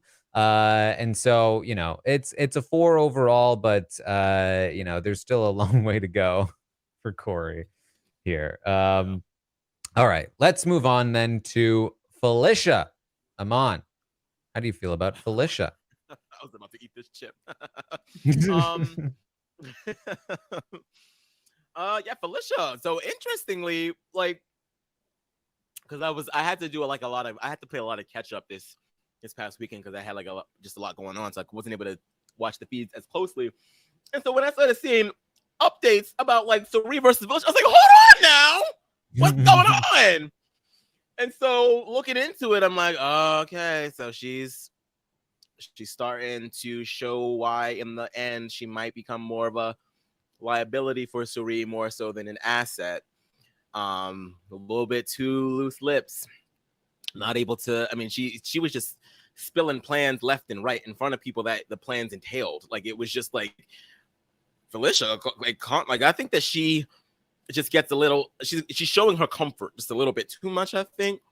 And so now you have Cirie, like I said before, trying to like sort of like cut Felicia's ties off with people that are in the alliance so that Cirie can be the main one that's like giving info, and Felicia will just give eventually, I'm assuming what Cirie would probably plan to do is sort of just like give Felicia wrong info so that she doesn't spill the real info. So that's not great. While I don't think that Cirie is going to like come for Felicia's neck anytime soon, it's definitely like, oh, it's like, oh, it's a little scary.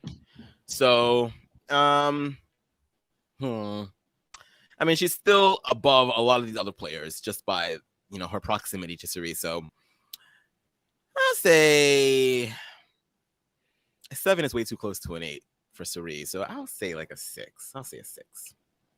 A 6 from Aman for Felicia.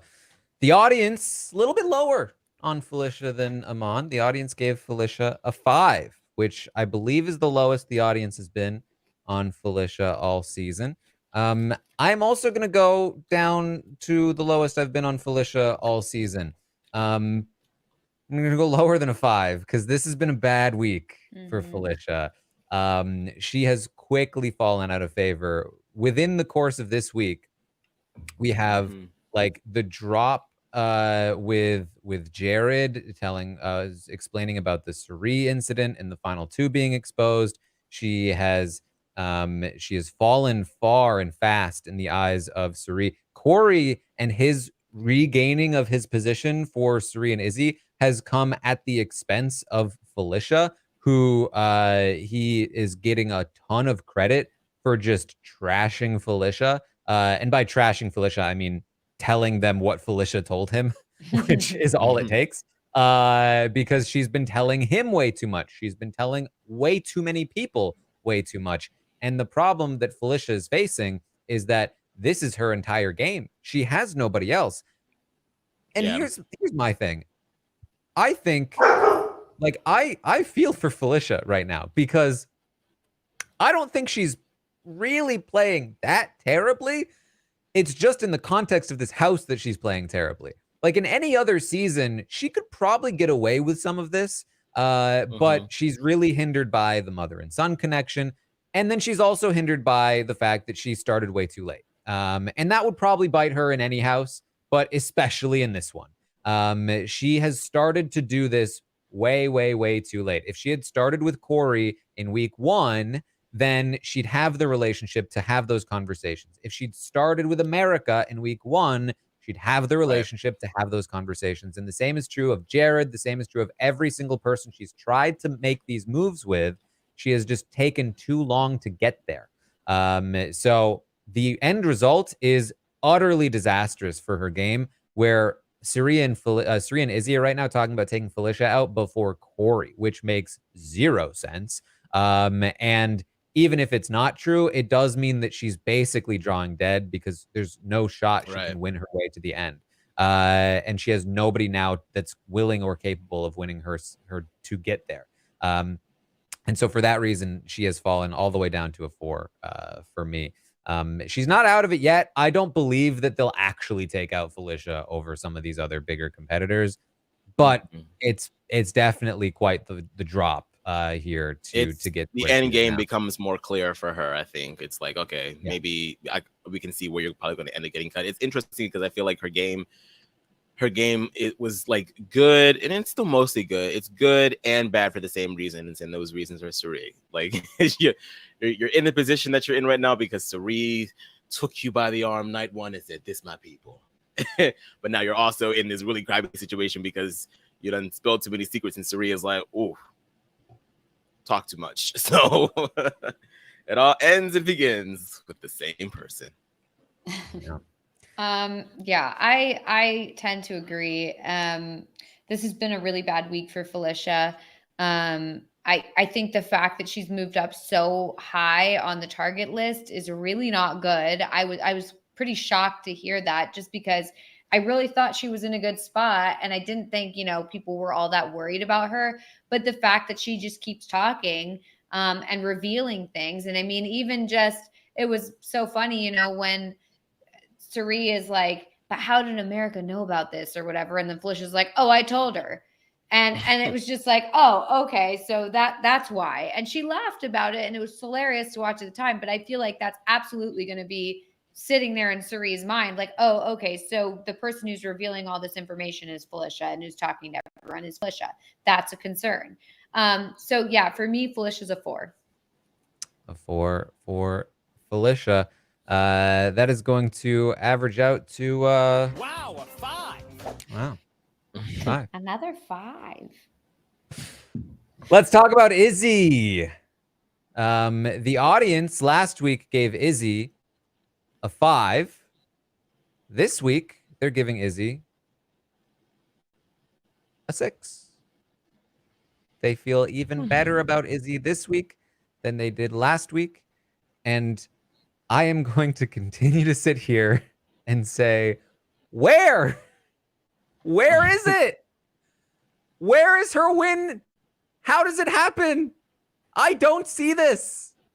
She's still playing into an end game where she loses. Not only that, but she has recently been like, you know what? I was so right before. We should bring Blue to the end. It should be us 3 and Blue. Of all people, Blue. Like the one person that would absolutely definitively not be working with you because she'd be working with Jared. Like, why Blue of all people? Anybody else would have been fine. Why Blue? Why Blue? I just don't get it. And she can, I mean, again, like she just hasn't seemingly has given no indication that she is willing to step outside of the situation and make a move for herself. And I just need to see like what her end game looks like. She doesn't have the relationships with the people that she actively is trying to get down to the end with her. She's saying Blue should come down to the end with her. She's saying Mimi should come down to the end with them. Bowie should come down to the end with them. She has an awful relationship with Bowie. She has no relationship with Blue, and she has barely a relationship with Mimi. She's taking out the people she does have a relationship with. She's saying, yes, we should keep Corey in America for a couple more weeks, but they definitely have to go before like Final 7.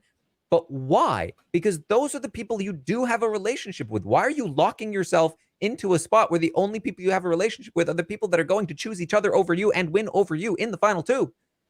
I just don't see it. So I'm going to continue to give Izzy a 3. Yeah, I'm down to keep that pattern going. I'll give her a 3 as well. I really don't, you're right. I don't see the win path for her. I think like, honestly, I think another concern for her is Cam, if Cam's still targeting her, the fact that he's not going home this week and he's sticking around.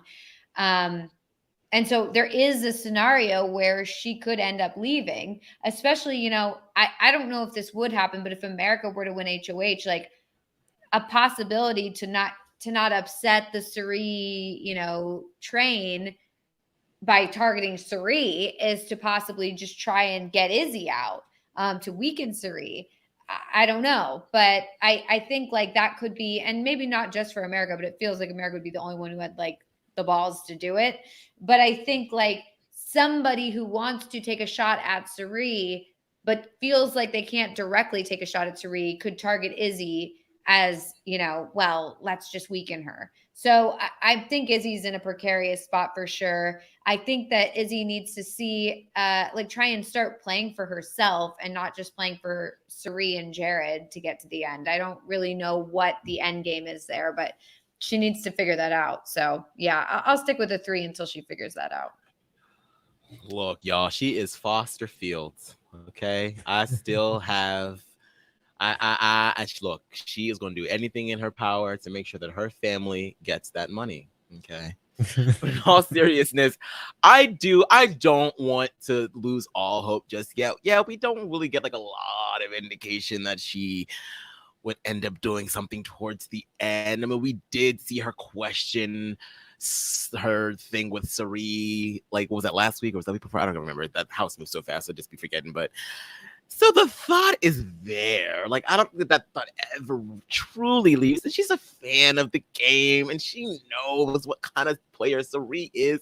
So a piece of me thinks that just how there was a little thing that went on with Paul and Josh, that maybe by some stretch of the imagination, when the money starts to smell really, really good, that she might try to make something happen. Maybe. If she continues to cut all the people that she'll need to make that stuff happen, then I'll be a little like, because it's not like she has like some sort of like, it's not like with Josh and Paul, where like Josh had all this ammo against Paul. They'd be like, oh, this is what he did. This is what he did. The big piece of ammo that she has would be like in her goodbye messages. Oh yeah, by the way, I've been working with Sari and her son Jared, and they'd be like, good for you, you're a dumbass. I'm voting for Sari and Jared. So yeah, I have a little bit more faith in you two, so I'll give her a I don't want to do 4 because she's such a good feed too. She's a big reason why this show is so fun. And y'all know I like to spice up my ratings a little bit. I'm gonna give her a 5. Just because there is potential there. She's in a good position because of where she's at with Sari, and there's still potential. So I will give her the 5. Yeah, I mean, and just to come back to this though, that like, not only do I not think she will turn self-interested, but like my biggest gripe against her is that question to me doesn't even matter, because right now she's not, and she's cutting off every option that she would have, so that even if she did turn self-interested by the end, she's going to be at a complete dead end. She has no ability to actually do anything about it by then, because she's cut off all of her options. That's what's so frustrating to me about Izzy's situation, especially because she has so much influence right now to get things to be in a better position for her. Right. And even if she were to like get to the end, she still rubs people the wrong way. So even if she did wind up in the final 2 chairs, I still feel like people would just end up voting for the next person, because not even just because of, you know, them being better players, but just she can be a little abrasive sometimes. And, you know, I think that's going to, towards the end, after 3 long months, 100 days of dealing with Izzy, is, I think, yeah, that hurts her in the long run. So could you imagine a scenario where like she gets to Final 4 with Blue and Jared and Sari, and she's like, okay, now's the time. It's finally time to, I'm gonna take Blue away from Jared. Blue, who has the veto. It's time to evict Jared or Sari over me. Blue, Sari is Jared's mother. And Blue's gonna be like, good for you. Yeah, I've known. Bye. Like, oh God. I've known the whole time. Anyway. Known the whole time. Let's move on to Jag.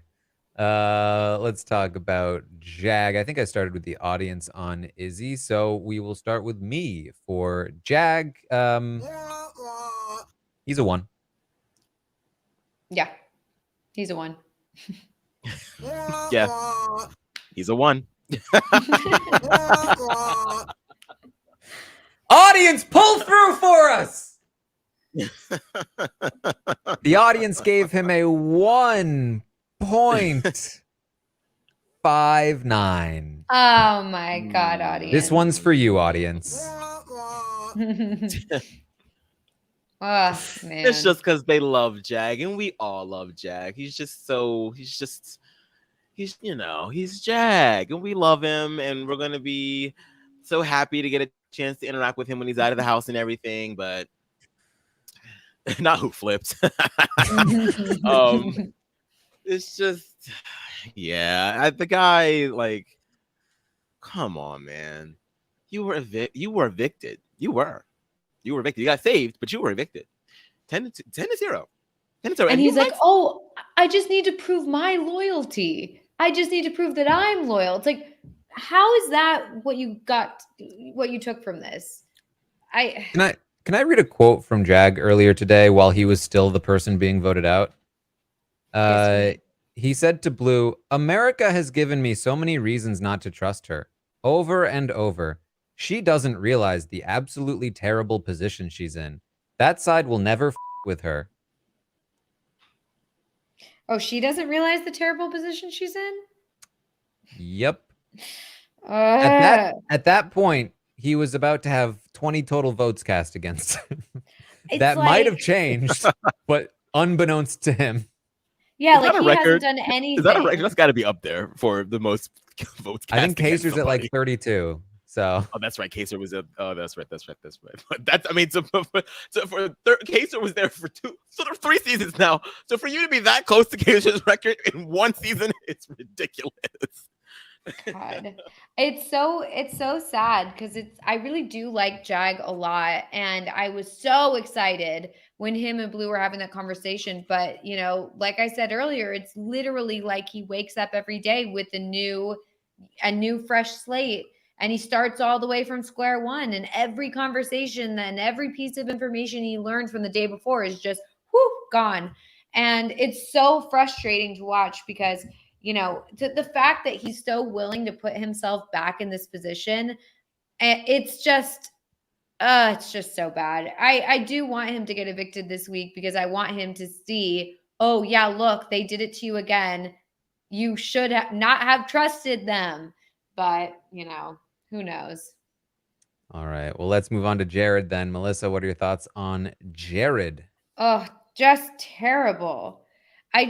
He's just so bad. He's so bad. I feel like he doesn't understand that he should be creating things outside of his mom to help him. I mean, I don't think he should be doing things outside of his mom being like, get her evicted or anything. But I think like keeping some information is a good thing, you know? And I just feel like this move for him is not good this week. The fact that he wanted to get America out when America is with Corey and Corey is with Jared, you would think like, oh, that's actually good for me to keep America. I feel like he's just not. I'm so disappointed in him. I don't think that he's playing well. I don't think he ran his HOH week well. And he's so like, he doesn't know how to have a good conversation with people without just being like that conversation he had with Corey, where Corey's like, I feel like every time I have a conversation with you, I am just getting lectured. And Jared's like, okay, how do I make you not feel lectured? Like, how do you stop feeling lectured? It's like, it's not about how he's feeling. It's about what you are doing. The way that he talks to people is so condescending and so just like, I'm right and you're wrong. And that's that. And he's so frustrating to watch. I don't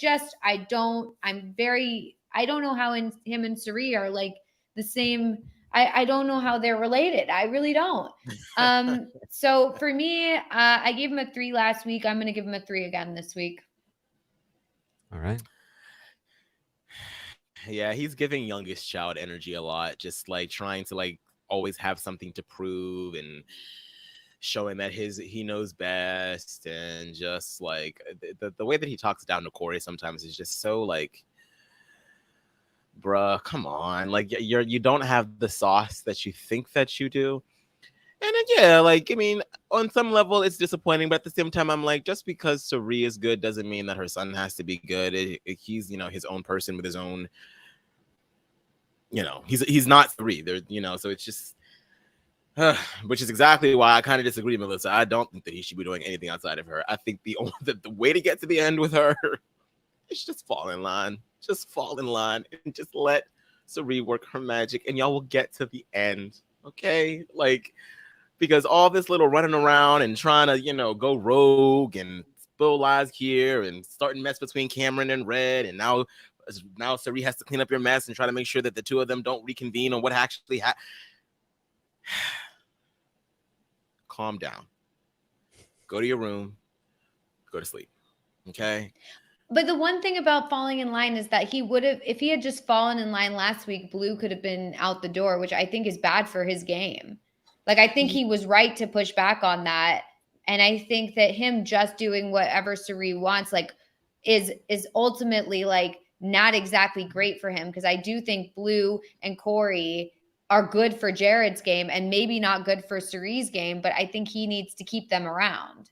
I could agree with that. I definitely think, you know, you want to push to keep your showmans in the house, but at the same time, Cirie's game is just so, don't overstep. And Cirie's game is so all encompassing that you losing Blue is probably not as bad as you might think. You just want. Never mind. I'm not gonna go that far, but you know, I'm just saying. I think that by and large, he should just be doing a lot more to support his mom in the game than he is. So it is what it is. His gameplay is kind of horrendous, but his positioning is good only because he is the birthright of the season. So what did I give? Wait, let me. I'll match him with his sister. I'll give him a 5. Wow, another 5. The audience, a little bit lower than Aman on Jared. They gave him a 4. And I tend to agree with the audience on this. I gave him a 4 last week because his position was great. I called him probably one of the most likely winners in the cast, other than obviously Cirie. I think that's still the case. But like last week when he told Blue his mother secret for no reason, and I said, that's such a horrendously bad play that I'm going to dock him multiple points.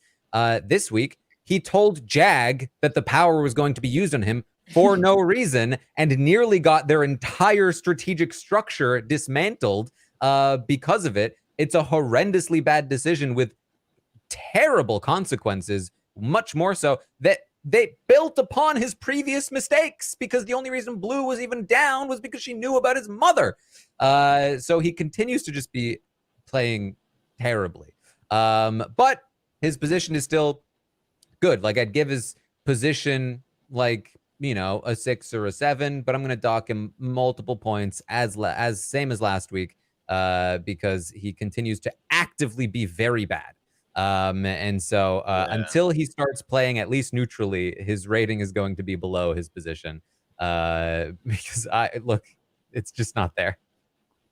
No, let's move on to Matt. Aman, how do you feel about Matt? I mean, he got to save his ally with the power. That was cool, but I mean, then he's throwing other allies under. I don't know why he hates America so much. When I don't know, it's just like this whole. I don't know about Matt, man. He's kind of like. He's another one of the Fieldses at this point. He doesn't really seem to have anything outside of Cirie, and I've never seen someone showmance with someone that isn't there. Like, why is Riley still top of mind? I don't understand. Like, the girl has been gone for weeks, and yet we are still naming things after her. She didn't die. She just left the house. Okay, so I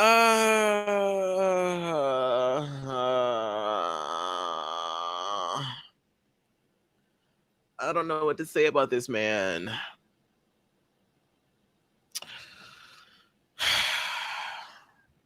I mean, he's not like in the worst spot. And no one's like coming for him like hardcore right now.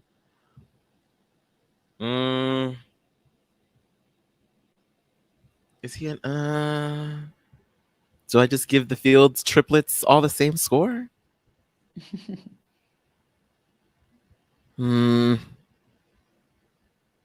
Yeah. I'll give him a 4. Some of that Andrew Tate stuff kind of just made me not want to give him that 5. Well, the audience does agree with you. They also gave Matt a 4 this week, down 2 points from the 6 last week, and it's deserved. I mean, gameplay-wise, it's deserved. He has gotten very messy. His obsession over taking America out this week. I want to make sure we've reiterated this and made the point, no good reason. America was good for his game, and he tarnished his own good position in trying to get her out and failing. And now is in a worse position because he tried and failed to do something that was bad for him had he succeeded. And his position falls from there. I mean, he is no longer the golden child of the fields. He is not actively working for his own benefit. And he is starting to be looked at as a potential target. And that's not good. The only thing he has going for him right now is that A, they are looking like they're keeping Jag right now. And if that does happen, that's very good for him. B, I think he will do very well come these endgame comps if he makes it long enough, far enough. And that's good for him. And, you know, C, he does still, if he somehow manages to get himself there, would have a good shot at winning a jury vote. But his position has definitely fallen pretty far, similar to Felicia, actually, except he has a slightly better, a more viable path forward, but has played considerably worse. So it's a 4 for me as well. Yeah, 4 for me as well. He's definitely fallen in his position this week. People are talking about targeting him way earlier than I thought. And the fact is that it's really become apparent that he doesn't know what he's doing. He's literally just blindly following the advice of Riley and just thinking like, this is what I have to do. I'm just going to do exactly what Riley said and trust these people. And that's that. And it's showing that he really doesn't have any idea what's going on around him in the game. And he really doesn't know how to like pivot or do anything different. So yeah, it's a 4 for me. I'm not impressed. All right, let's move on to Mimi. The audience gave Mimi a 6, same as last week. Mimi continues to be a tough one for me, because I think that she's in a fine spot right now. I gave her a 5 last week. I don't think her position has improved. I think that it's still mostly the same. I think that her end game looks mostly the same. If anything, Felicia falling out of favor is bad for her, because that's a potential ally and potential person she could have like brought down further toward the end with her that is now gone. She still seems relatively unwilling to work with Corey in America. I just don't even know what her plan is aside from Brown Sugar Babes, which is obviously not happening at this point. And that's what worries me about Mimi. But of everybody in the house, I mean, if you look at my ratings right now, there's not a single person 5 or above except for Suri. Everybody is 4 or lower. I think of everybody in the house that is not Suri, Mimi is going to be my second highest person. I'm going to give her a 5. Wow, a 5. It's the same as last week. I think that she is, given how things are currently stacking up, Mimi going on a comp run and taking Izzy to the final 2 or something like that is a great chance for her to win. But like, other than that, it's not looking great. Like, I just don't know what the path is at the moment, and she's not exactly letting me know what the path is. So that's going to be it. She's going to be my second highest rating of the night. Well, you can go ahead and play that second Heisem clip for me. Wow, another 5. Because yeah, she gets a 5 for me as well. I don't really know what her plan is or anything. She like doesn't really want to talk game with people.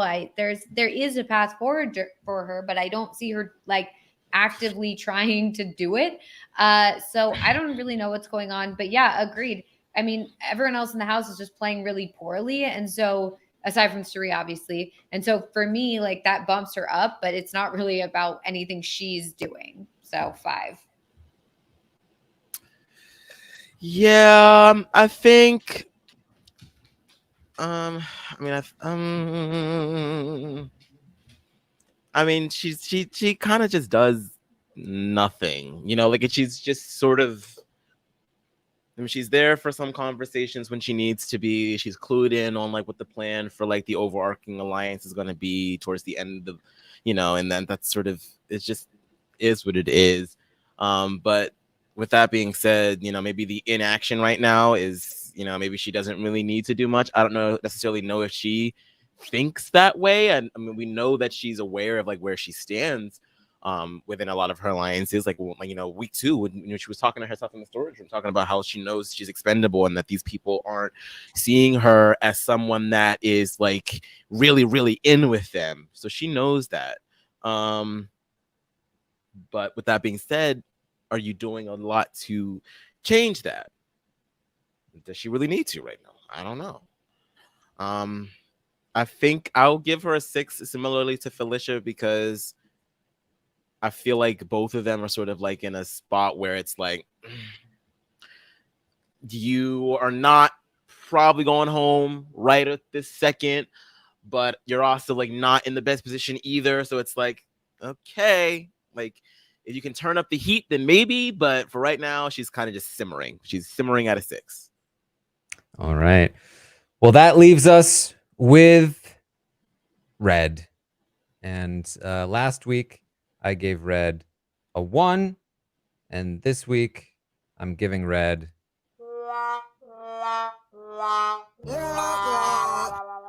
a 1. I mean, what could I not only is he the person going home right now, which barely means anything, but it's going to keep going back and forth. Basically has a 50% chance of going home this week with no agency as to like whether or not it's going to be him. I mean, the fact that he actually not only buys that Cameron actively betrayed him, but like is shunning Cameron and refusing to even talk to him. This guy is the most easily manipulated person I think I've ever seen on the show. And he is going home anyway, because he's so unaware of his current situation that he's now being like, but should I go talk to Cam? Like, no, you shouldn't. That's why you're staying, but you don't know that. You know nothing about this game and how it works. So yeah, it's a 1. That's all. Sorry, Red. 1 for me as well.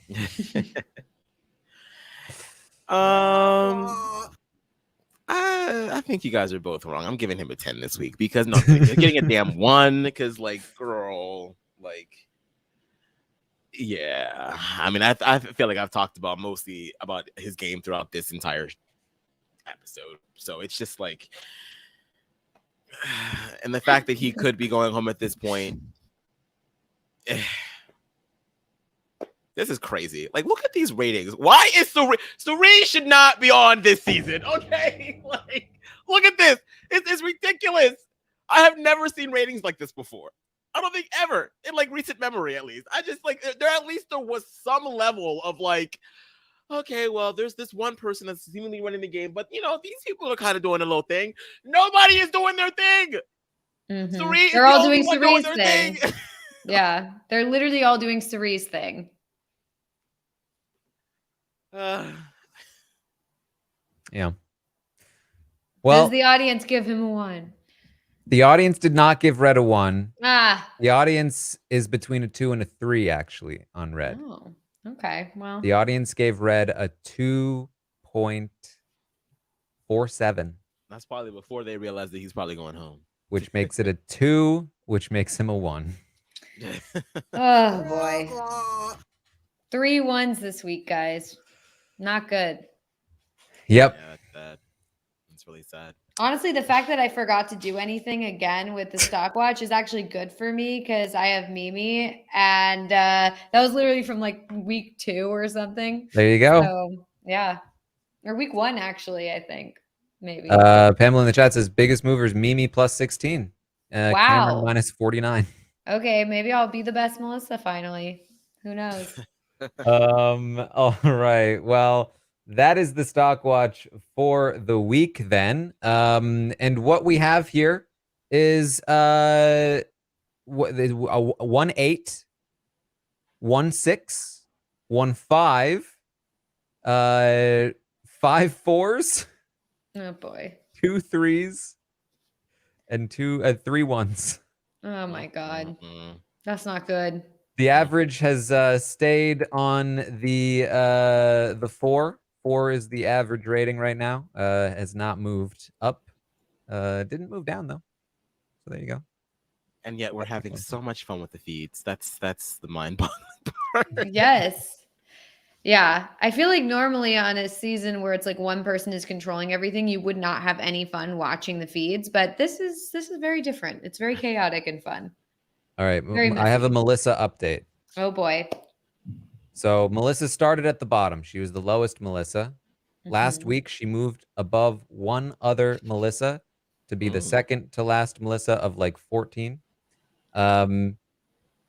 Melissa is now 1, 2, 3, 4, 5, 6, 7, 8, 9, 10, 11, 12th Melissa.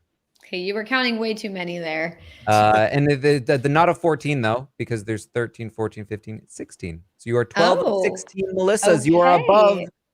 4 other Melissas. Yeah, those 4 other Melissas. I got you. Not us pitting all these Melissas against each other. Oh, my it's God. a big competition. All these Melissas. Well, That's I'll just good. say, go Melissa. Yeah, But I which love one? it. It's definitely me. You're definitely rooting for me. Mhm. I love it. Well, that's good. I'm proud of myself because you know what this says?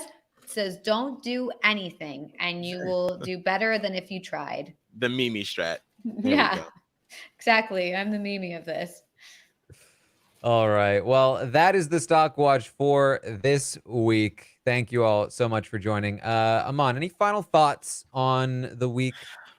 Quite an eventful week for the potential same thing to happen that happened last week. But by and large, we have hiccups with Big Brother every season.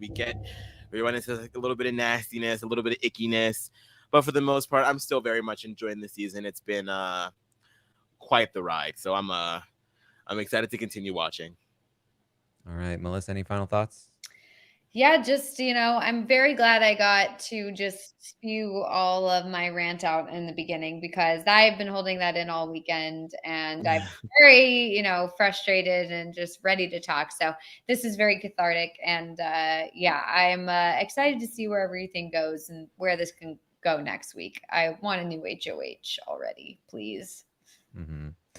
All right. Well, that's what we have for you then. Of course, you can find me over on Twitch, twitch.tv/Taran Armstrong. If you want to come and hang out, ask some questions, watch some episodes, do some fun stuff over there on Twitch, you can. You can also find some merch if you want to check out some merch at the merch store where I've got some merch. You can find me on Twitter at Armstrong Taran, where I tweet out the survey link for this podcast, as well as other things that I do over there. You can find me on Instagram, where I'm posting climbing stuff or other things that occasionally happen, like climbing and other climbing. That's about it for me. Aman, where can people find you? You can find me everywhere at Aman Adwin. Yay. There you go. Yay. And of course, you can find Melissa at It's Melissa. With 3 A's. Oh, it's back, baby. All right. Thank you all so much for joining us here tonight, and we will see all of you